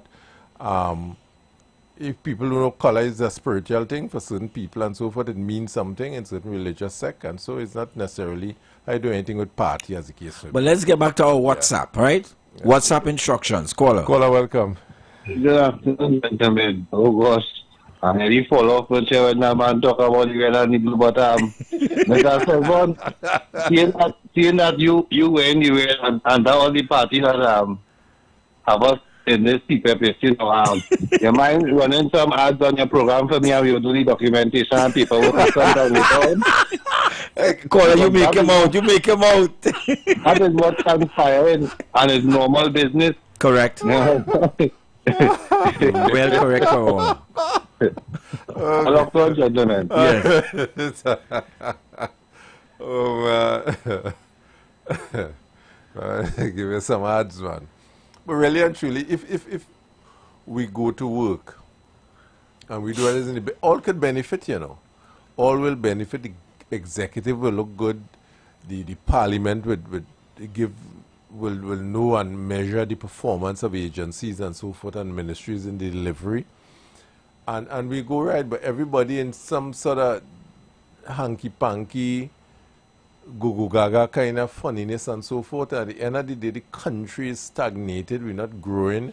We're not moving forward. Well, as in my eyes, there are probably people seeing, some people are benefiting the way it is.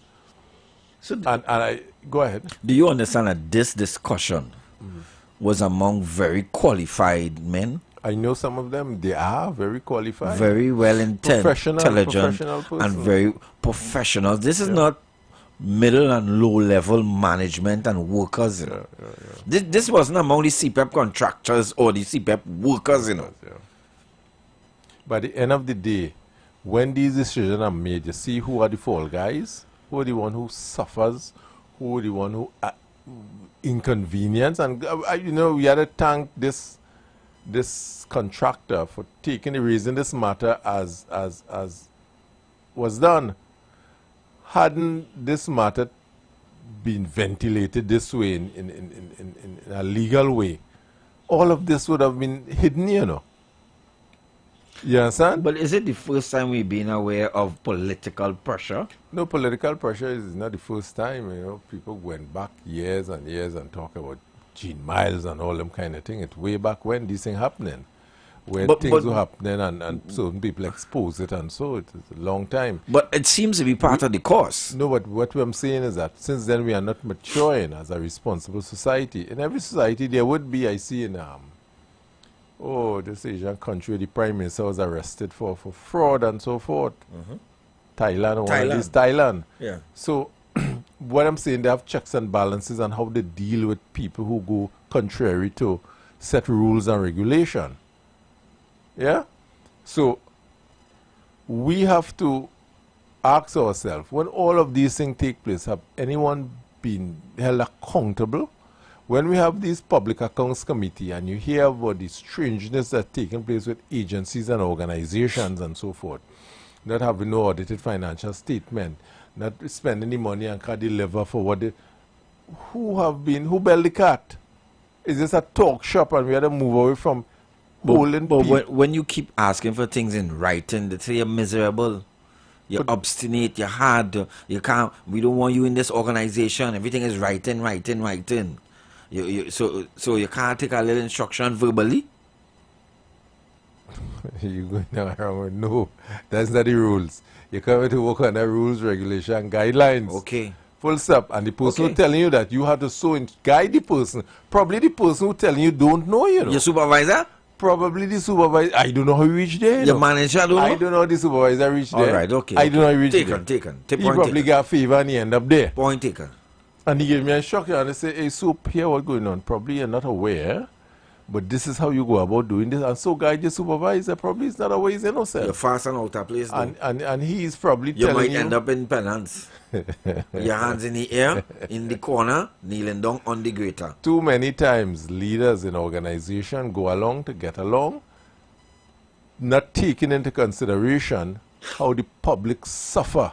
Yes. For those decisions that are made. Yes. And no one is held accountable. No one is held accountable, and we move on. We move on. And somebody gives some excuse about. Caller, welcome. Hey guys, good afternoon. How are you going? Afternoon, my friend. How are you doing?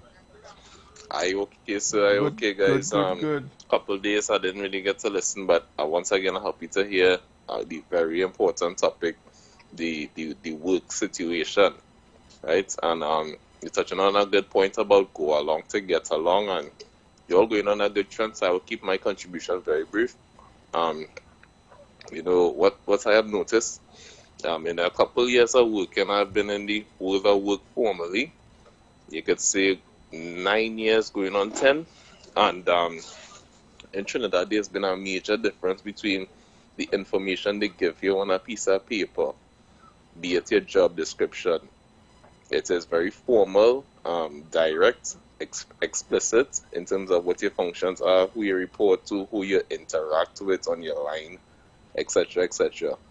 But in actually attempting to do those functions, you encounter situations where your same co-workers, your same supervisor, maybe even your same manager, attempt to make it difficult for you to complete your job functions as is.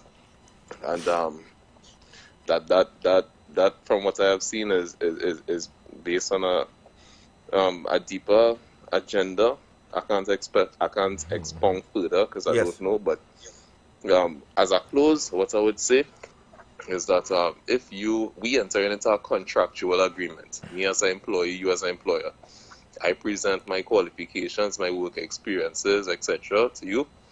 You express to me verbally and in writing what you expect from me as an employee, and in me attempting to do those functions, you as an employer your employees and stuff making it difficult for me to do that, then at some point, me as an employee who have bills to pay, who have to manage their life, their survival, etc., I had to adjust in a way. So that's why you might hear the Trinidadian culture. Well, that's not my work. I'm not doing that. I'm not taking it on. I'm not stressing, etc., etc. So, you know, on some level, employers definitely are accountable for the product that they get.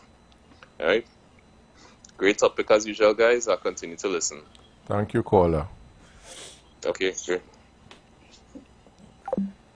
And the caller is so trite in his remarks, because I was in an argument / discussion with some much more learned people, and I was saying to them, we were talking about CPEP and productivity and whatever.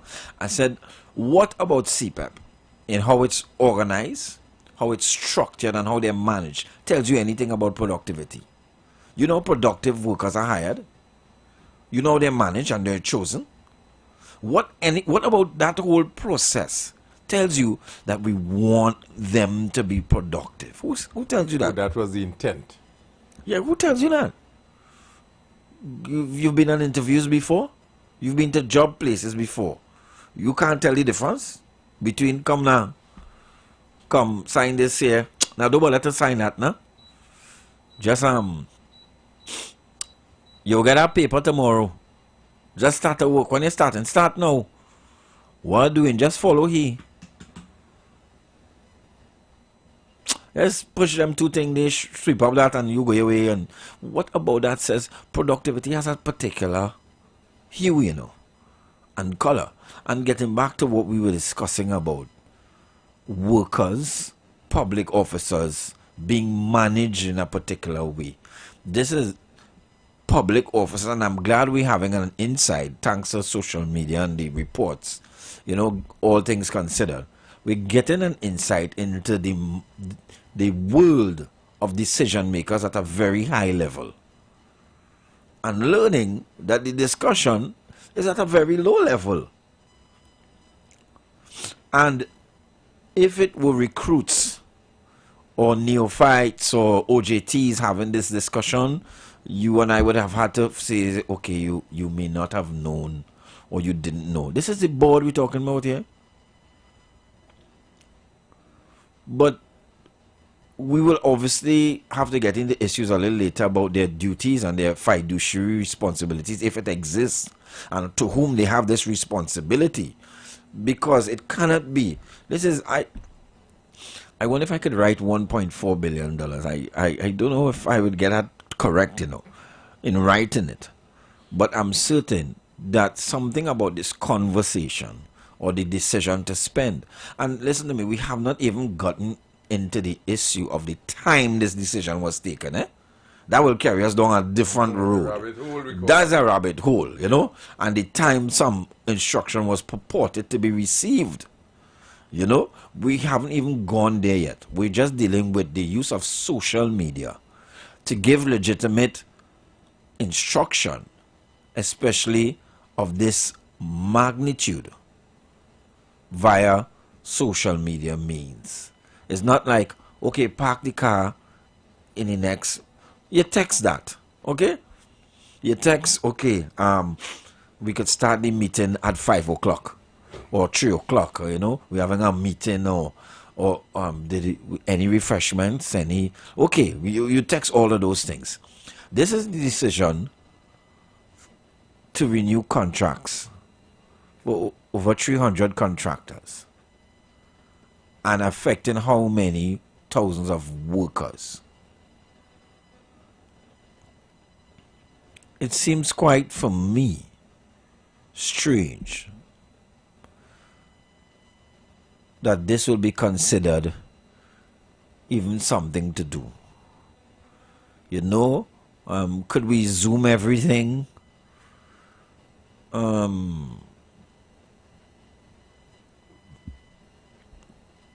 Again, instructions via WhatsApp.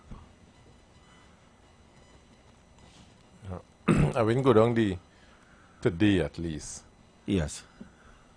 You see, productivity in the CPEP case is predicated upon the genesis of why it was created. And you had to measure it against that. Right. Yeah? It was created with some measurable outcome. Yes. And you can measure how fast a fish climbs a tree in comparison to a lion. So it was created for a particular person, for a particular outcome over a particular period. Yeah? Yes. What we have to remember is we had 1, 2, 3 administrations or executive that didn't stop it. Yeah? Yes. From time it started, 2006, come along the road, we had over 3 executives that did not stop it. So which means somewhere along the line, they have seen its relevance. Yeah? So I wouldn't question why it should exist or why it shouldn't exist. Yeah? Because I'd like to think we have intelligent people that pass through all these executives. And none decided to say, see that? Not making sense. Close it down. Oh, it's productive. Close it down. None decided. We keep putting billions of dollars behind it because it serves some purpose. Cool? But we are at the juncture to say, how is direction given? Not only in this organization, but in general, to state agencies, to bring about outcome that speak to productivity, that speak to country building, country development, and so forth. We will look at how these instructions are given. And as you say, if we send a WhatsApp to a man, give him the contract down the road now, boy.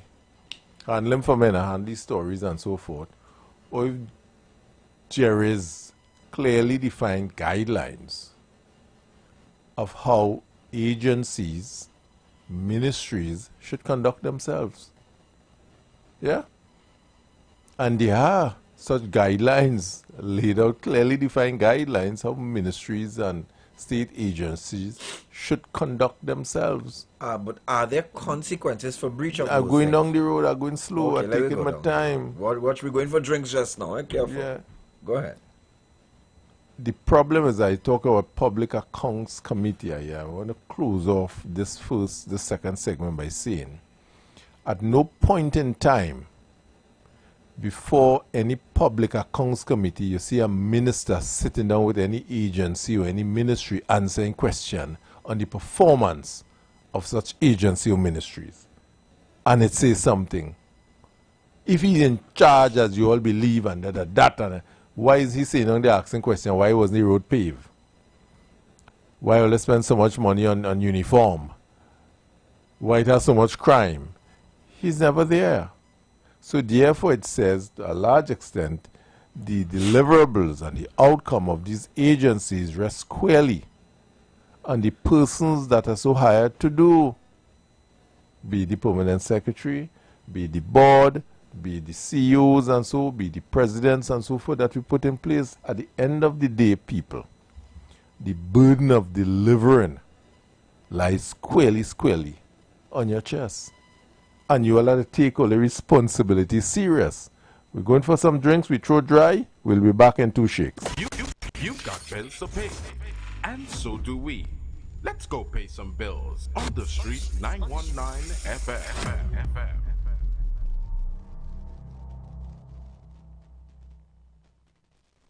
Attention business owners. Are you looking to reach a vast audience and boost your brand's visibility? Then look no further. The Street 919 FM is here to help you shine. With over 170,000 followers on our social media platforms, our radio station is the perfect platform to showcase your products and services. Join us and let your message be heard by thousands of eager listeners. Contact us now to learn more about our affordable advertising packages. Don't miss out on this incredible opportunity to connect with your target audience. Advertise with the Street 919 FM today. For more information, call 399-5959 or 384-2232. Whoever said messy was a bad thing totally missed the point. Take that hit song everyone loves now. It probably started like this. Baby, calm down. That's why KFC is celebrating the messy moments with our Messy Cruncher and Messy Zinger sandwiches for only $34.95. Imagine a crunchy, golden brown, flavorful chicken sandwich sauced to perfection with our signature sweet, spicy, tangy sauces. Oh boy. So crunch into the deliciously messy moments today. Check socials for details. KFC, it's finger-licking good. Get hot this summer. Oh no, we mean H-U-T, as in hot days mean hot deals with Pizza Hut. Get one large pizza plus single breadsticks for only $135, or go bigger with two large pizzas, family breadsticks, and cinnamon rolls for just $290. All your favorite pizzas with all the toppings you love all summer long. So head to the Hut and get your hot deals while this offer is super hot. Pizza Hut. Now that's delivering. Get hot this summer. Oh no, we mean H-U-T, as in hot days mean hot deals with Pizza Hut. Get one large pizza plus single breadsticks for only $135, or go bigger with two large pizzas, family breadsticks, and cinnamon rolls for just $290. All your favorite pizzas with all the toppings you love all summer long. So head to the Hut and get your hot deals while this offer is super hot. Pizza Hut. Now that's delivering. Light up your weekends at Vibes Nightclub, Tobago's hottest spot. 3 epic nights of music and energy await every Thursday. Karaoke Thursdays. Kick off at 8 p.m. with free entry. Grab the mic, unleash your inner star, and sing all night. Beers on special for $10, 2 Campari for $25, and giveaways for the best singers. Every Friday, Limers Fridays. Kick off at 8 p.m. with free entry. Vibes with your crew and enjoy beers on special for $10, 2 Campari for $25, and 2 White Oak for $25. Every Saturday, Raw Saturdays. Everything goes, nothing but good vibes. Free entry and an all-star DJ cast to bring the vibes. Vibes Nightclub is where Tobago shines. Join us Thursday, Friday, and Saturday for music, fun, and unforgettable nights. Don't miss out. Your weekend starts at Vibes. We rollin' big when the jackpot hit. We rollin' big when the jackpot hit. We rollin' big when the jackpot hit. Play way fast cash, that is the fit. We rollin' big. Fast cash and play way take win. No extra spend, just vibes and luck. Play way and fast cash turn up. We rollin', yes we rollin' big. Fast cash and play way take win. Mega mix or monster pick. Jackpot from 10,000 quick. Jackpot starting at $10,000 have now been added to NLCB's Playway and Fast Cash games. Wager on Playway Mega Mix or Fast Cash Monster Draw for a chance to win the jackpot after every draw. Don't miss out. Visit NLCBGames.com for details. Players must be 18 or older. Please play responsibly. The Gap Man Limited specializes in products that cater to all your health needs. The Male Enhancement Package targets the areas of the body that contribute to erectile dysfunction. The Male Enhancement costs $1,400. The Gap pills are priced at 250 pills for $500 and 500 pills for just $900. For the best in eye care, get the super combination of a Super Bright and the Body Healer. To improve the heart's function and circulation, get the Gap pills and Formula C. To get a total body cleanse daily, use the Gap Body Healer and Big C, all for a super low price of $1,300. To order your products from the Gap Man Limited, call 628-4531 for products that cater to all your health needs. For more info, contact 476-7268. Planning your Tobago getaway? Choose the highest Google-rated car rental company on the island, O'Neill Auto Rentals Tobago. Located just minutes from the A&R Robinson International Airport, at O'Neill, we pride ourselves on being the most tech-savvy car rental company in Tobago. Our process is 100% digital. No paperwork, no long lines. From easy pickup to seamless returns, renting a car in Tobago has never been simpler. WhatsApp us now at 1-868-361-1042 to book your vehicle. Don't forget to mention promo code RADIO2 to receive a 5% discount on your rental. Send a WhatsApp message to 1-868-361-1042 today. That's 1-868-361-1042. O'Neill Auto Rentals Tobago. the easiest, most reliable car rental experience on the island. Vehicle availability is subject to change. Driver must be at least 25 years old and have a valid driver's license to book. For more information, visit www.rentalcartobago.com. Are you tired of scratching the surface? Do you want to understand the real forces shaping Trinidad and Tobago? From the delicate dance of our energy sector on the global stage, to the geopolitical shadows behind the crime affecting our streets, we dig deeper. The third umpire goes beyond the headlines. We connect the dots between local challenges and the international currents that truly impact your life, your wallet, your security. Join Stephen Matheson, Selvin Mitchell, and Ronaldo Rollux, 3 employment law and human resource management consulting professionals, as they unpack the complexities, analyze the power plays, and reveal the often hidden realities. Understand the game. Understand your role in it. The third umpire, critically analyzing Trinidad and Tobago's economic and political realities on how they affect your daily lives. Tune in Monday to Friday at 4 p.m. on The Street 919 FM. Don't just listen to the news. Understand it. Share the live. Share the live. The Street 919 FM on Facebook and Instagram. Share the live. Iowa George on Instagram. Share the live. Iowa TV and Street TV on YouTube. Share the live. The Street 919 FM. We are back. Third Empire in the house. This final hour, we're going to discuss. So we're going to attempt to hear your views, the Pavilion. I know you've been wanting to chime in for a very long time now on the SOE. The SOE that was recently announced by the minister, the government, the police commissioner. We want to hear your views on whether you think it will be effective, whether you think it was justified. We know there are mixed views on it, and our history on this will always trap us, because we have had a lot more questions and answers, to be honest, in past incarnations of an SOE. That is undisputed, you know. We are not the crime experts at all, and nor do we pretend to be. We will not want to misrepresent ourselves. But you, the Pavilion, will have your own particular views, experiences, and your own look from where you sit in the Pavilion. Some of you are sitting closer to the pitch, some a little higher up, some in the middle, some at the end.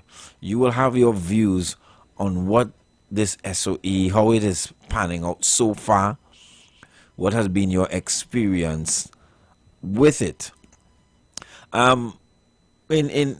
Philosophically, it tends to want to balance two things in present. The need for urgent crime intervention, and yet business and public interests and public freedoms.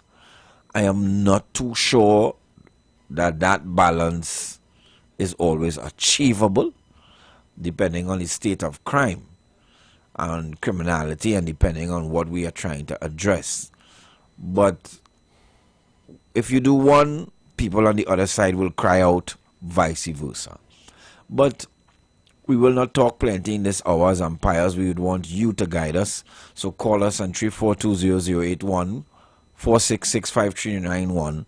What are your thoughts on this SOE? Please keep it respectful, but please share your views. Please share your views with you members of the Pavilion. We are counting on you to give us your thoughts, your reactions thus far. We didn't do it immediately when it was called for this reason, for you to have some days of thought, some days of observation, you know, in terms of what you see going on the street, on the news, what you hear on the media, and what is evidenced in your neck of the woods. You know, is it that you feel safer, you don't feel safer? It's really not about you.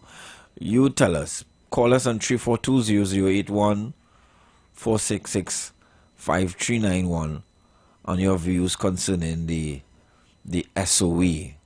We will not get into the legal issues of that. That has been aired all sundry, all over and over. But we just want to know your views. We just would like to know your views on the SOE thus far. What has been your experience? What has been your observation? What your inclinations are? What are your gut feelings on this issue? Do we have callers on the line? Not as yet. Not as yet. Well, they may be dialing in or rushing for their phones. Yeah. But I know the SOE has been a hot topic. Mm-hmm. Well, the SOE in itself, the Commissioner of Police was pretty clear on his purpose and intent and his reasoning. And I know based on the nature is national security, not much can be given to the public, yeah, by way of information.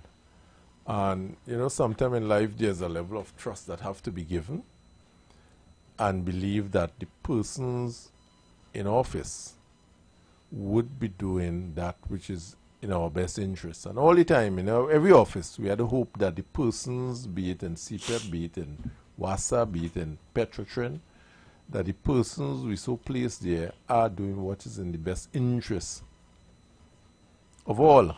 Yes. Likewise, the Commissioner of Police, and we believe, I believe that if he deems, and we have to trust him, we give him the job, so you can't give anybody what kind of trust he know he's doing. You can't do that. That he believes that in order to manage a situation that presents itself, one of the tools afforded him is a SOE, and he chooses to use that tool. That is his prerogative to use the tool.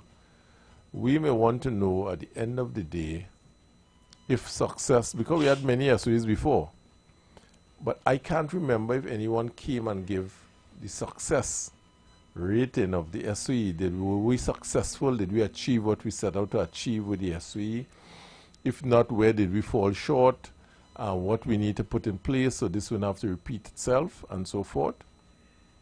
And we spoke last time about national security and homeland. What we're saying is that if we do what is right the first time, we won't have cause for SOE, you know. If we start right and fixing certain things, we will reach the stage for cancer and gangrene to set in if we didn't watch the diet early. Yes? If we have as a country, it is so said, in past, about porous borders and all these, we don't make gun in Trinidad, we don't make ammunition, but everybody carrying it around, be it for legal or illegal means as the case may be. Outreach. And if we start addressing those things from a serious standpoint, then we will reach the stage of having SOEs. So parallel to SOE and so forth, there are other things that must be done, should be done, in order for these situations or these inconveniences not to rear its head. That's all I'm saying. So yes, we have a SOE you have to treat with something, and it is a tool afforded the Commissioner of Police to so do. And he's using the tools to deal with what he has to deal with. That's not it out of his remit to use that. Yes? We are saying here we're going on. We are too much of this thing. It's happening over and over ad nauseum now. Happening. So we can't do about it. We have to start fixing the problem. And too many times I always say in this country we have a set of reactionary leadership that we get. Reaction. No one here looking at analyzing anything and putting measures in place for when. Here with the next reaction we'll have. I don't want to stray from the SOE until the callers and they come in. I talk about the food position we have in terms of food import bill. I know the next time we'll be reacting is when there's something happening out in the ocean outside there that does not allow food to come into Trinidad, we'll start to react again. And react. Oh God, we can't get food, some little war and some little thing happen outside there and some little spillage and the ships them can't come with food, and we start to react. Like nobody is sitting there and knowing that any situation happening outside there could impact significantly on how we eat.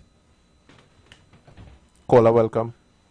Yeah, good afternoon. Hey, welcome, man. Welcome. Yeah. I think you said it all, in your statement. in your earlier statement, I think you said it all with respect to the police and that state of emergency. Much more has to be done.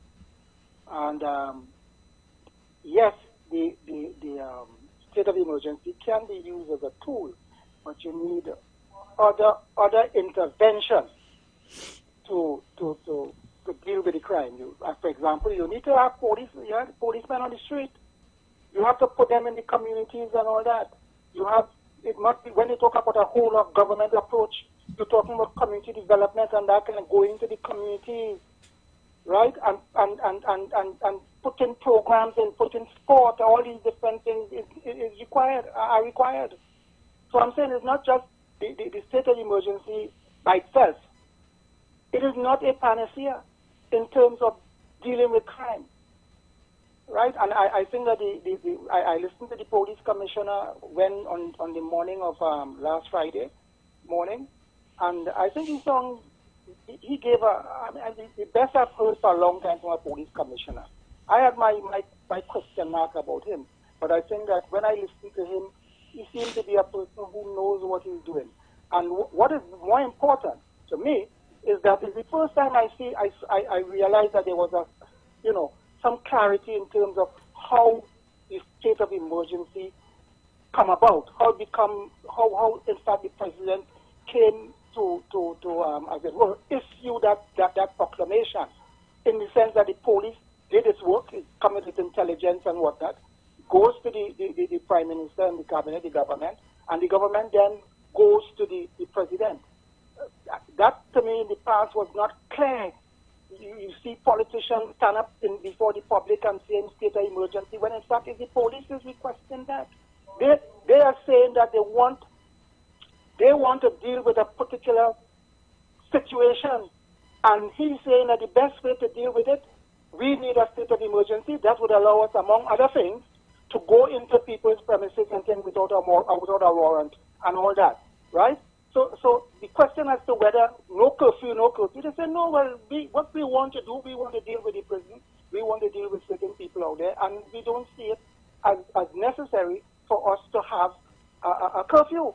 And if that is the case, those are the people who are charged with respect to conducting, dealing with the intelligence and all that kind of thing. And we, as you said earlier, have to trust what they say, because the Prime Minister, the Minister of National Security, they don't do surveillance. They don't go outside there to gather intelligence and all that. That is the function of the police.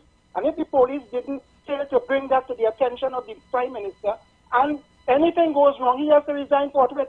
And if the government didn't take the action from him, because he is the repository of that responsibility, and if the government doesn't take action, then anything goes wrong nationally in terms of anything chaotic, then the fact remains the government, and no confidence motion in the government. So people I understand the process now that this whole question of the declaration of a state of emergency, as you spoke recently about process mapping, that is the process mapping in terms of how it should go. I'm not politicians coming into the front and saying I will declare state of emergency. Nobody knows the role of the police, what the police said and what the police did fine and all that kind of nonsense.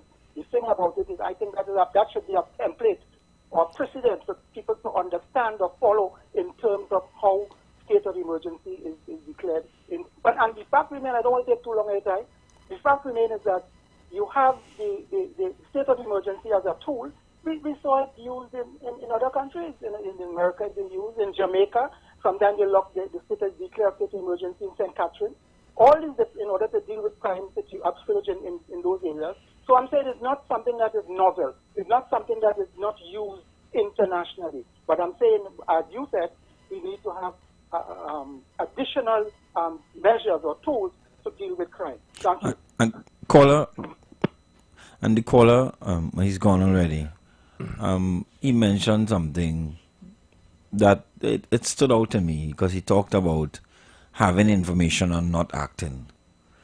And that seemed to be the central theme of the coup in 1990. When you examine all the discussions post the coup, you hear about how many people knew. The only people that didn't tell was me. I don't know if you would know, but I was too young then. But you heard after the coup, this one didn't know, security didn't know, special branch didn't know, this one didn't know, auntie didn't know, uncle didn't know. You know, the rest of us, the public, the general public, seem not to be aware. So there's much validity into having advance warning and erring on the side of caution. I hear a lot of discussions now about whether it was necessary and we could have do that and we couldn't do that.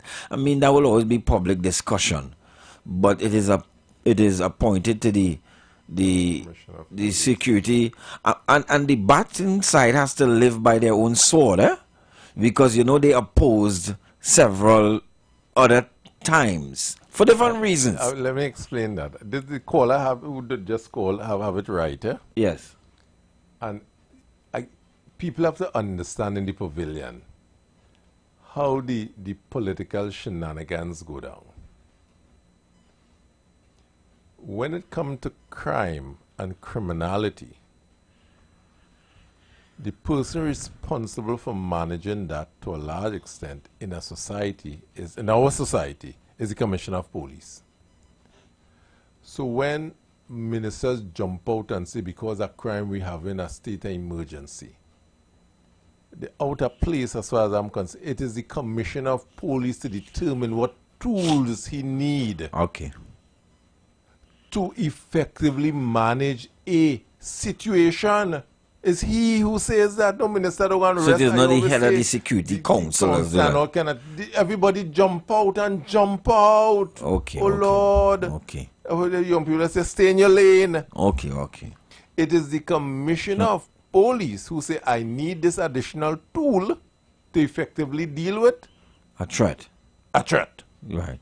Or yes. threats, yes. And he comes out and he tell the public why, when and how. But we have time ministers jump out and say we're doing this. You stay in your lane.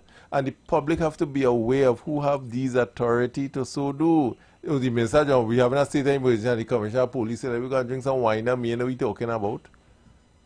He probably has some intel. Well, you go and deal with the intel.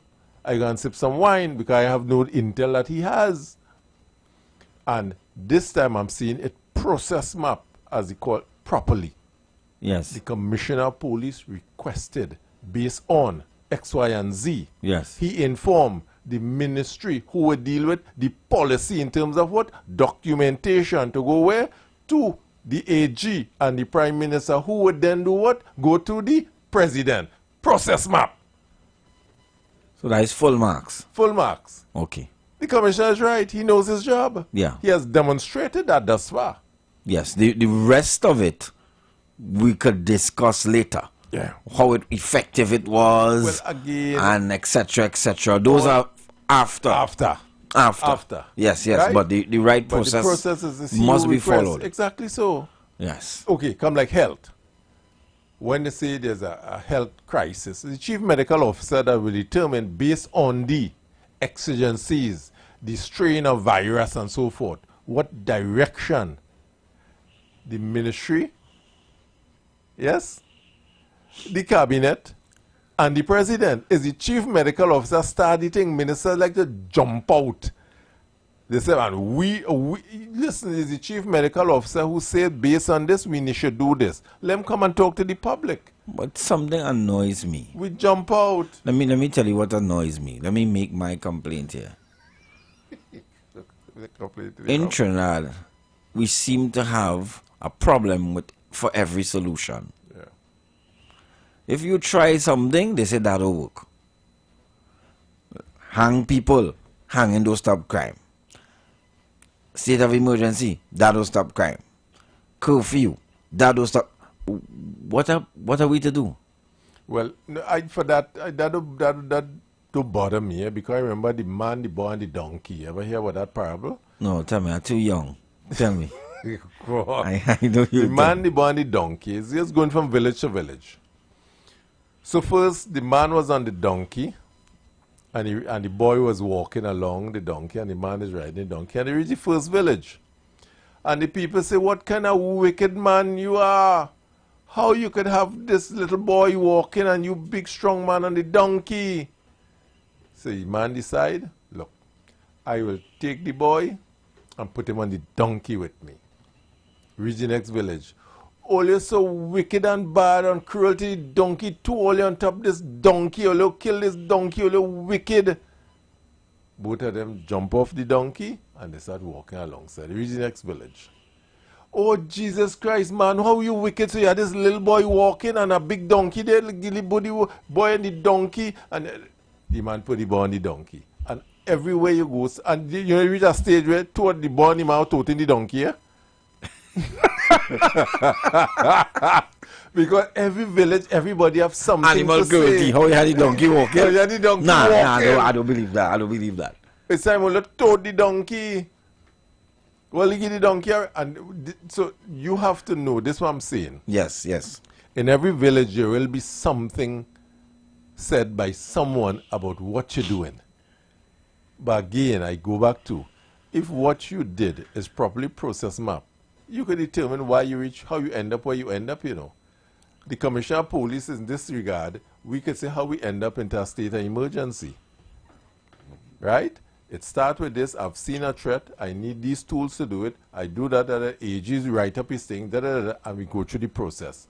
Now, we can measure success or failure, but it's difficult to measure success or failure in crime when we do have all the moving parts as the public. We can only speculate. Correct. What we have to measure it by is if the environment, if we have a peace of mind as we move around the society, we feel more comfortable and more safe. That here measure the success of the police service and the activities of the Ministry of National Security.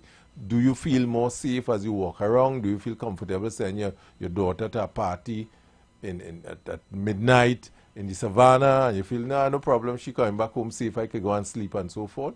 Those are the measurements that you give to crime and criminality in a society. How you weigh it is your peace of mind to a large extent. But what I'm saying, much more need to be done. There's one aspect he's dealing with, but all arms. I said we have to stop the silo management of this society. The silo at each ministry thinking no ministry on its own can successfully solve any major problem unless they work in tandem with other ministries. Caller, welcome. Caller? Hello? Oh, you're on. Yeah, okay. Yeah, again, President here. We're talking about that situation there, and how I see it is, well, really and truly, as I said, the commissioner have the prerogative to do what he done. All is well. What result we get eventually, we still have to watch and see. And on the end of it, I keep on saying that I waiting for 100 days to see the real power of this organization that holding the government here at the time.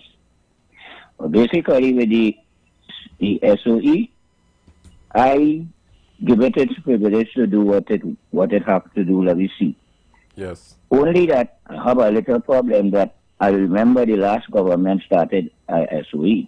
Everybody was discussed over the SOCO with the Hano Kopi, this, that, this. Now, in a short space of time, that same government and people who didn't like and was talking against the SOEC, right now, they bring in again SOE. Now, we as people, although the commissioner have the power to do, we as people will understand it's like two sides of the same coin. Look, but on the end of it, we I think in most cases we watching because well, you're nothing interfering with me ordinary, just so you know, because at least if plenty of people as like me, nobody ain't running in my house in a sort of way if I ain't doing nothing wrong. If I'm doing something wrong and you being under suspicion, so then in the fact, if you're doing the work the right way, I think the society does appreciate it. Yes, okay. If they are not doing it, they go hear we out. And I think that's what we should understand, and we understand. We have a lot of things to happen, and we talk about the 12 disciples, which is the 12 umpires. Same go to this as if it is the same 12 human resource people relation or whatever it may be. But we need 12 disciples to hold on the subject of the people. I keep on asking how to involve the people. That is one of the very, how to involve the people in the sort of structures that all you're putting down since all you come, the umpires. I believe that right if it will understand. Thank you, caller. So the SOE is on, I suppose, is bearing fruit. I see no level of chaos in the society. I see everybody going about their business as usual. I see the Monday meeting, Monday night forum. They say, well, gathering, let me just allow for whatever the commissioner has to do to be done in an environment that give him longitude and latitude. Reduce the public gathering as much as possible and so forth, and we go about trying to solve the issue. Not stopping there, I would say, but putting things in place so we don't have to repeat this, repeating it too much time. And you see, you know, I mean, there's a lot of other discussion, as you say. There's a caller, right? Let me pause. Go ahead. Caller, welcome. Good afternoon, umpires again. Good afternoon. To the left wing and the right wing umpire. Umpires, you know, I want to ask a question. Now, if on a regular with the SOE, you have to get, before an officer enter premises, is it that they have to go to the court to a judge and apply for a search warrant and verify all what is they're going to do? And the purpose of the warrant and the search warrant? So maybe under SOU, you don't need that warrant from a judge, because your constitution rights is suspended to a certain limit, so that allow the police the powers to do their job in a way they see and they have evidence to execute. So I don't know if I might be on the right path, but I stand to be corrected. So in other words, if they come in to search my house, a judge might hear and a clerk might hear it, or some other officer might call me and say they're coming now by me. We see it happening in the past. But now when you have an officer say then, jump in the van, we're going for a drive, everybody has to jump in. It's only when they reach by the bar, they say, hey, this man is only sell Coca-Cola. So, you see, maybe that it is, but then again, when the last SOE is that we talk about the how they went about it. Because I don't know if it was that when the acting Prime Minister announced the SOE, then he went by the President, and in the evening time it was for him. So we can talk about that, maybe, but SOE or no SOE, we have to get SOS, because you have to save your own soul, because we are the people, we are affected, and we have to stand and let our voice be heard. And look, a simple thing now is that the consultation for the budget, we have an opportunity as the ordinary citizens to attend. So we can voice everything we discussing here tonight on this program, that what the police should be and how the police model should be, and what laws we should ask for. So I say now that 5 years, that after all the appeal done, we can hang them within 5 years. I think anybody at the right citizens will ask the parliament to put that on the statutory book. Have a pleasant good evening, umpires. How that? Thank you, caller. How's that? That caller is, I understand where he's coming from. Yeah. Well, I think everybody believes to a large extent that the SOE isn't the be-all and end-all of solving crime and criminality. Is a tool, but there's much more to be done. I think that is the message I'm getting from the pavilion. There's much more, so much more to be done in different areas in terms of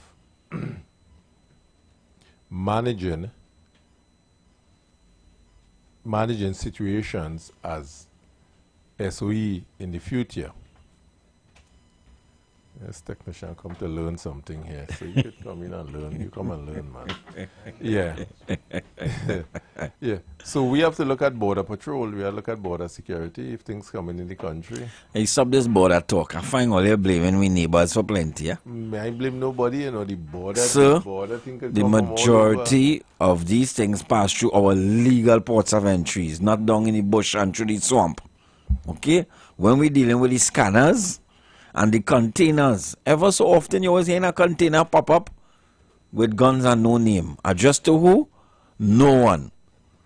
Well, in Trinidad, we have Interpol, and we could trace where these things come from, where it started. You ever hear anybody get hold as an owner of our receiver of our container, drugs or arms in Trinidad and Tobago? Well, one excuse that is made, I didn't pack it.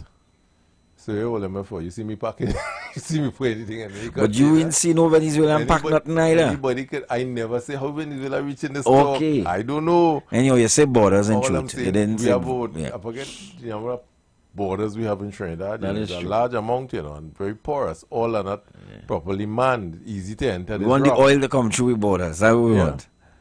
want. So we had to be mindful, and I go back to being a reactionary society.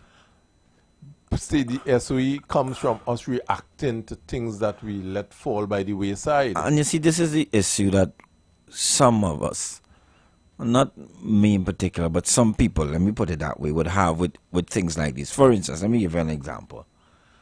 I remember some years ago clubbing in New York, right? A couple of years ago, went to my little club and having a ball. You know who was outside the club? As soon as that's the other thing. They give you a time to finish. You don't finish when you want, right? Okay. They give you a time to finish. Wrap it up. There's order. Wrap it up. Yeah. Good? So the public knows, the workers knows, the bar. Remember, there's a lot of things managing here, you know. You have to manage the safety of people, transport. And we're not leaving that up to you because you might go right down till you lie down. Yeah. Good? Yeah. And then some worker get kidnapped or raped on the way home because no, they're not leaving that up to you. So make your money. Do what you have to do within these hours. So well, that's not the issue. But right outside the club was a tent and the police. Everybody leaving the club had to blow. Wow. If you fail, you're not arrested, but have a seat. Give us your keys. We'll put it here, and we'll check you back soon. You stay right there. I'm not leaving you to go and knock down somebody. To figure it out after. To figure it out after. Call the ambulance. Call the fire truck. I not go Too dead. to play hot pursuit on the road. Driver, please stop. Call the And coroner. outside the club, I said, wow. This is forward, not backward. Yeah.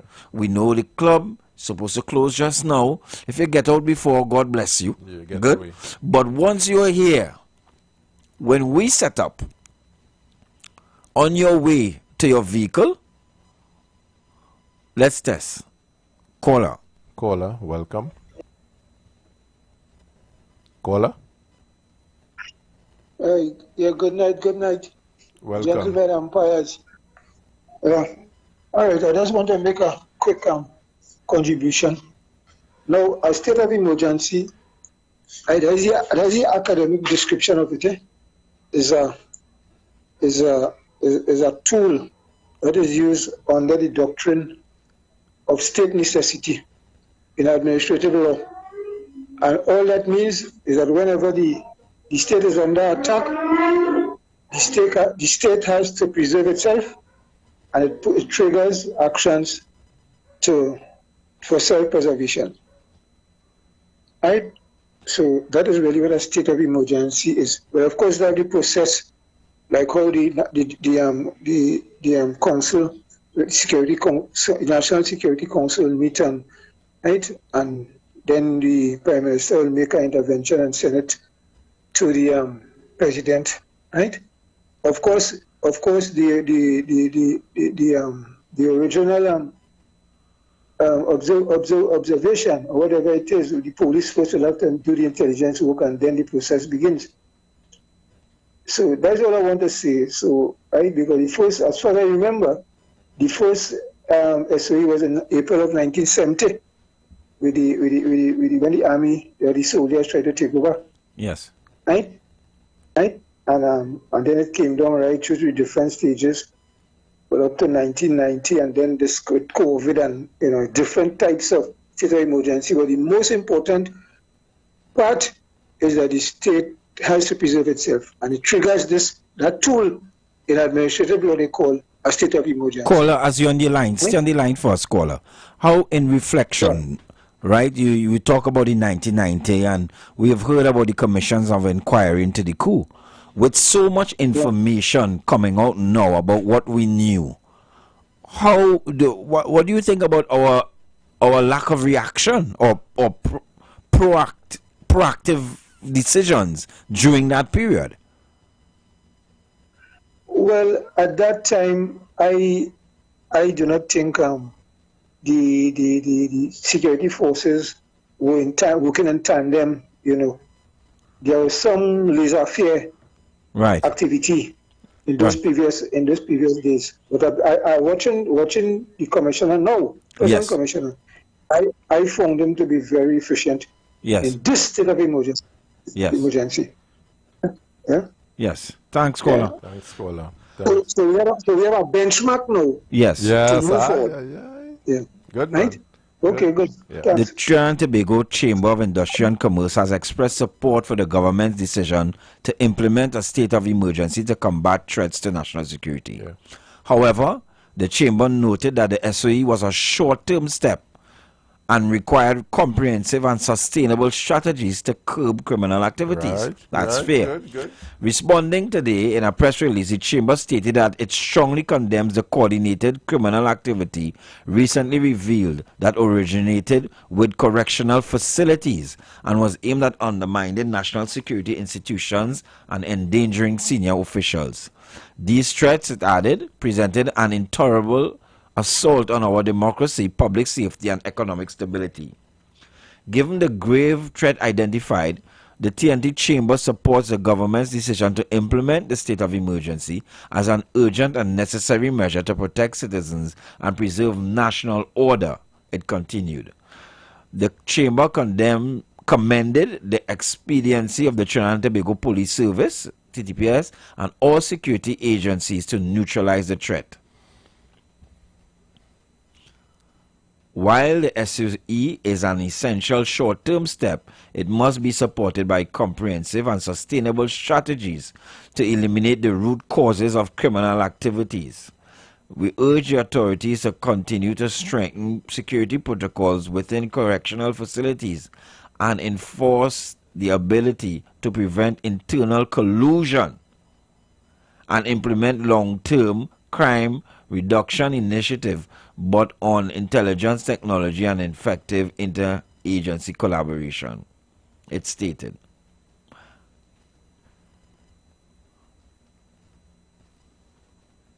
So they spoke of the gaps in some of our systems that allow this thing to germinate and grow and spread and so forth. So we have much work to do.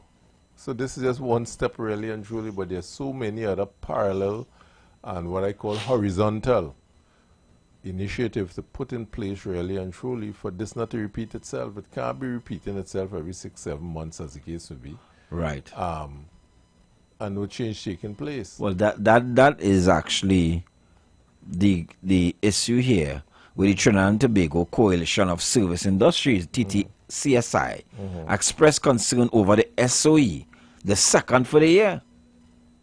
While a state of emergency may be necessary to address what may be classified as immediate crises, it is crucial to acknowledge that the potential economic challenges and mitigate their negative impacts. Careful planning, transparent governance, and targeted support for the vulnerable are essential to minimize the long-term economic consequences of the state of emergency. The TTS-CSI said in an express release today. It pledged support for the TTPS, adding that it looks forward to collaboration, etc., etc., etc. Then you have the San Fernando Chamber of Commerce, says the business community was awaiting positive results from the latest move by government. It was happy that it was taken with the seriousness it deserves. Crime is still a major concern. I hope for improved results from the SOE. That is coming from the Southern Chamber, Kiran Singh, the Chamber President. So the business community seems to be on board. With some reservations, and rightly so. I think you can't take that as being anti-government, because the batting side has to know we've been here before, right? We also been here when you were bowling, and you made certain things. You made certain statements. So you can't really play the politics of convenience, and that is fair. I find that a fair comment, even though some people might distinguish the two circumstances. We talk about the John public here, right? But some couple SOEs before, you're bowling all above the waist, overhead, you see. And the president said that. You're very skeptical and you're scrutinizing. Are you able to stand the same scrutiny?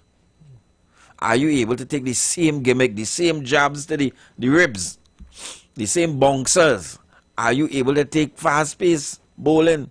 Now that you batting, you want me to bowl lollipop? You want me to bowl so? Good, take a time now, or you're bowling hard so. Good? The batting side has to man up and stand up and bat. And so far as you've indicated, the Commissioner of Police has led with his process thinking. Hopefully we have reports going along, and we don't have to wait till the saga ends for something to be manufactured or conjured up. He may not be able to give all the details after a month, but he should be able to tell us whether the ship it looking, how it looking, what we need to change, and the conversation and the dialogue with what the public needs to do. But you know, I hear talk about this National Security Council, and it's not something that is structured with the Act of Parliament, right? The heads of the various agencies come together to discuss and share information. What is very interesting is that there are so many arms that are non-functional that sit around that table in this National Security Council, or where, I shouldn't say non-functional, where there are issues or challenges with relative to their efficacy in how they deliver on what their responsibilities are. So we see all of this happen in the prison. So, you know, the prison, I think like jammers and all kind of strange things they have and so forth, but yet this was allowed to happen and so forth. The access to hardware, I say, well, we have custom and excise around the table also, dealing with a port, and because they can arrest and so forth, these guys in white shirt and blue pants, they carry firearms. And we say, what, they have a role to play. What would happen? We have Coast Guard. I look at the number of agencies, that if functioning effectively, Commissioner don't call for no state of emergency, you know. State of emergency by the Commissioner of Police last resort, you know, when all these things have failed. To put my back against the wall, you know. That's a serious point you make there. Earlier. So in correcting that, we have some licks to share. My back against the wall is only put my, if all was functioning, my back will be against the wall to call no state of emergency. Only put my back against the wall, I know where to breathe in space. But look at all these agencies, and we had to ask, are they functioning effectively and efficiently in terms of the delivery of their responsibility. So we at some points and we had to measure them now.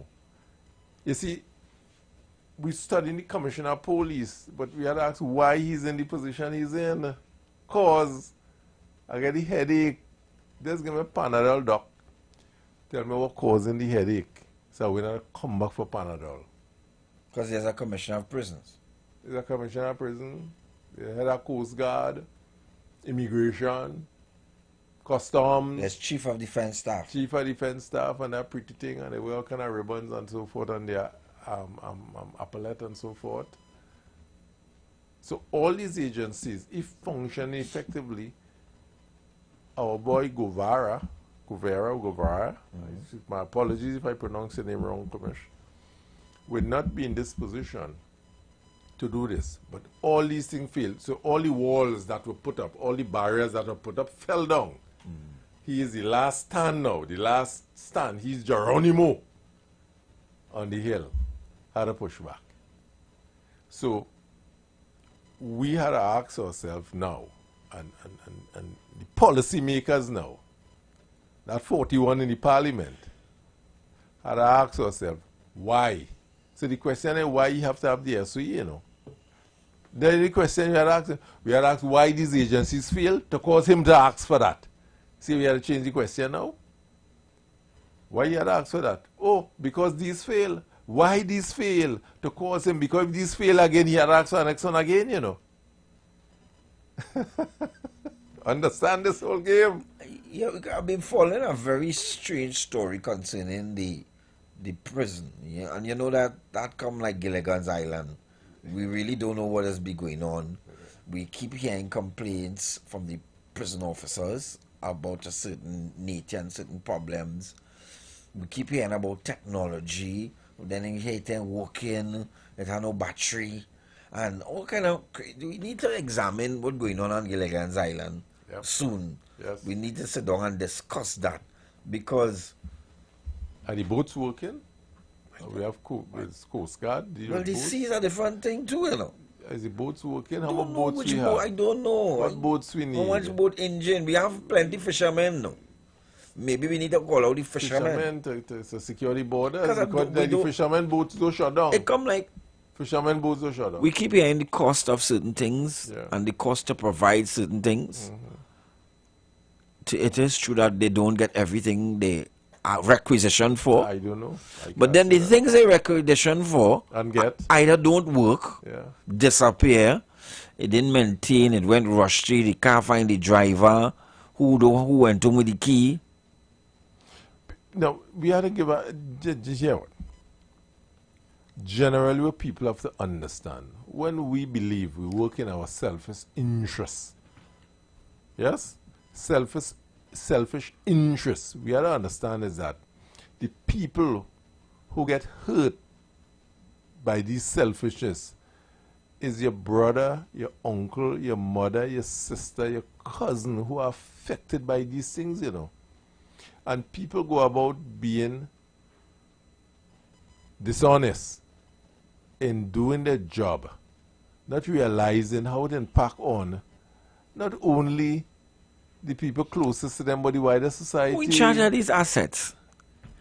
How come somebody is going with the key? So we had to examine all of that. And then with that 41 in the parliament had to start asking questions.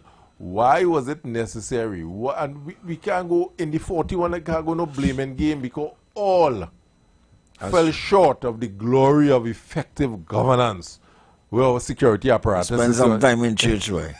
It sounds like you spend some time in the church. Maybe you was outside, you was passing when you hear, and you pick up something. I heard that you thing pick or up two. something in the church. Go ahead. All have fall short. So nobody can point no finger. We had to sit down as a serious society now and say, how, when, what do we do? Yes? To fix the failures of these agencies really and truly, and sit down and come up with solution and implement solution. Where's the crack in it? We're not short of capacity persons to so evaluate and recommend, you know. We're not short as a society, you know. I think a lot of the persons in society need a listening ear, you know. Somebody who would listen, take into consideration, and so implement, you know. But what you want the prison the only thing the prison officers have not done is protest. I don't know. On the road. Protest for what? What they want? What they're getting? I don't know. They were talking about better protection. They too lament the conditions of the prison. We can't go there. We can't go. You know why we can't go there? Why we can't go there? Yeah? Right. Because in some of the reports on the public domain, it says phones in the prisons and a number of phones and so forth. You walk in by Spider-Man. Right, well, that's the next side of the argument. I'm saying, who doing it? I agreeing with you. What I'm saying. I am agreeing with you. The guilty and the... A whole review and audit. Correct. In terms of all the processes and how we do things inside, they have to be conducted. So you can say, well, I want protection, but you creating the monster. It come like, there's a saying that some people do wrong. I want you to sympathize with them based on the outcome of the wrong they do. We have to be mindful of that. And sometimes you have to watch your partner and say, what are you doing? You're setting me up, or what are you doing? You're setting me up. And we have to hold each other accountable. So don't feel, Tom, you know what Harry doing. But I say, let me turn a blind eye to that. So what you say, giving them a gun and a body cam? No, I want to go. You're giving them a gun and a body cam? Today. All right, not today. It's not the time not we look at the solution for that. I agree. We are here to identify where the gaps are, and there are a number of gaps in our agencies. If functioning, the Commissioner of Police wouldn't be asking for no SOE. If all these agencies are functioning the way they're supposed to function. So Licks at a share. Licks at a share by the 41. The 41 had to ask themselves, and it's not battle, is all of us have children and family and friends outside here who would like to know when a God will come home. It's not them and we. We have to sit down as a caucus now and country first parliament. We need a country first parliament and a country first Senate. It's not red and yellow and blue and green Senate and parliament. We have to get out of that. What's wrong with us? It's a nice red shirt, by the way. This is my spiritual shirt. I know what the caller say, you know. The caller have to get out of the myopic the caller has of tribalism. The caller has suggested that there's a balize hidden on that shirt. It's as close to where. I don't know where he see that on his TV or he internet. But you're right. Everything around him is mash up. Yeah, mash up everything red then. But you're right. I accept your argument that, you know, it would have been a collaborative failure that would have resulted in the Commissioner of Police. If the theory is right, you know, according to you, joint committee, and we need to explore these things. So we're coming to the end of play today. Yes. And we want to thank the callers, you know, the pavilion, and God spare life. We will be here tomorrow and discuss some more matters of state. And what we learned today is to stay away from WhatsApp instructions. Yeah. You know, in your job. As formal government communication. Yes, just stay away from WhatsApp instructions. It's causing problems. $1.something billion. Until tomorrow, God bless. You've got bills to pay. And so do we. Let's go pay some bills on the street 919 FM.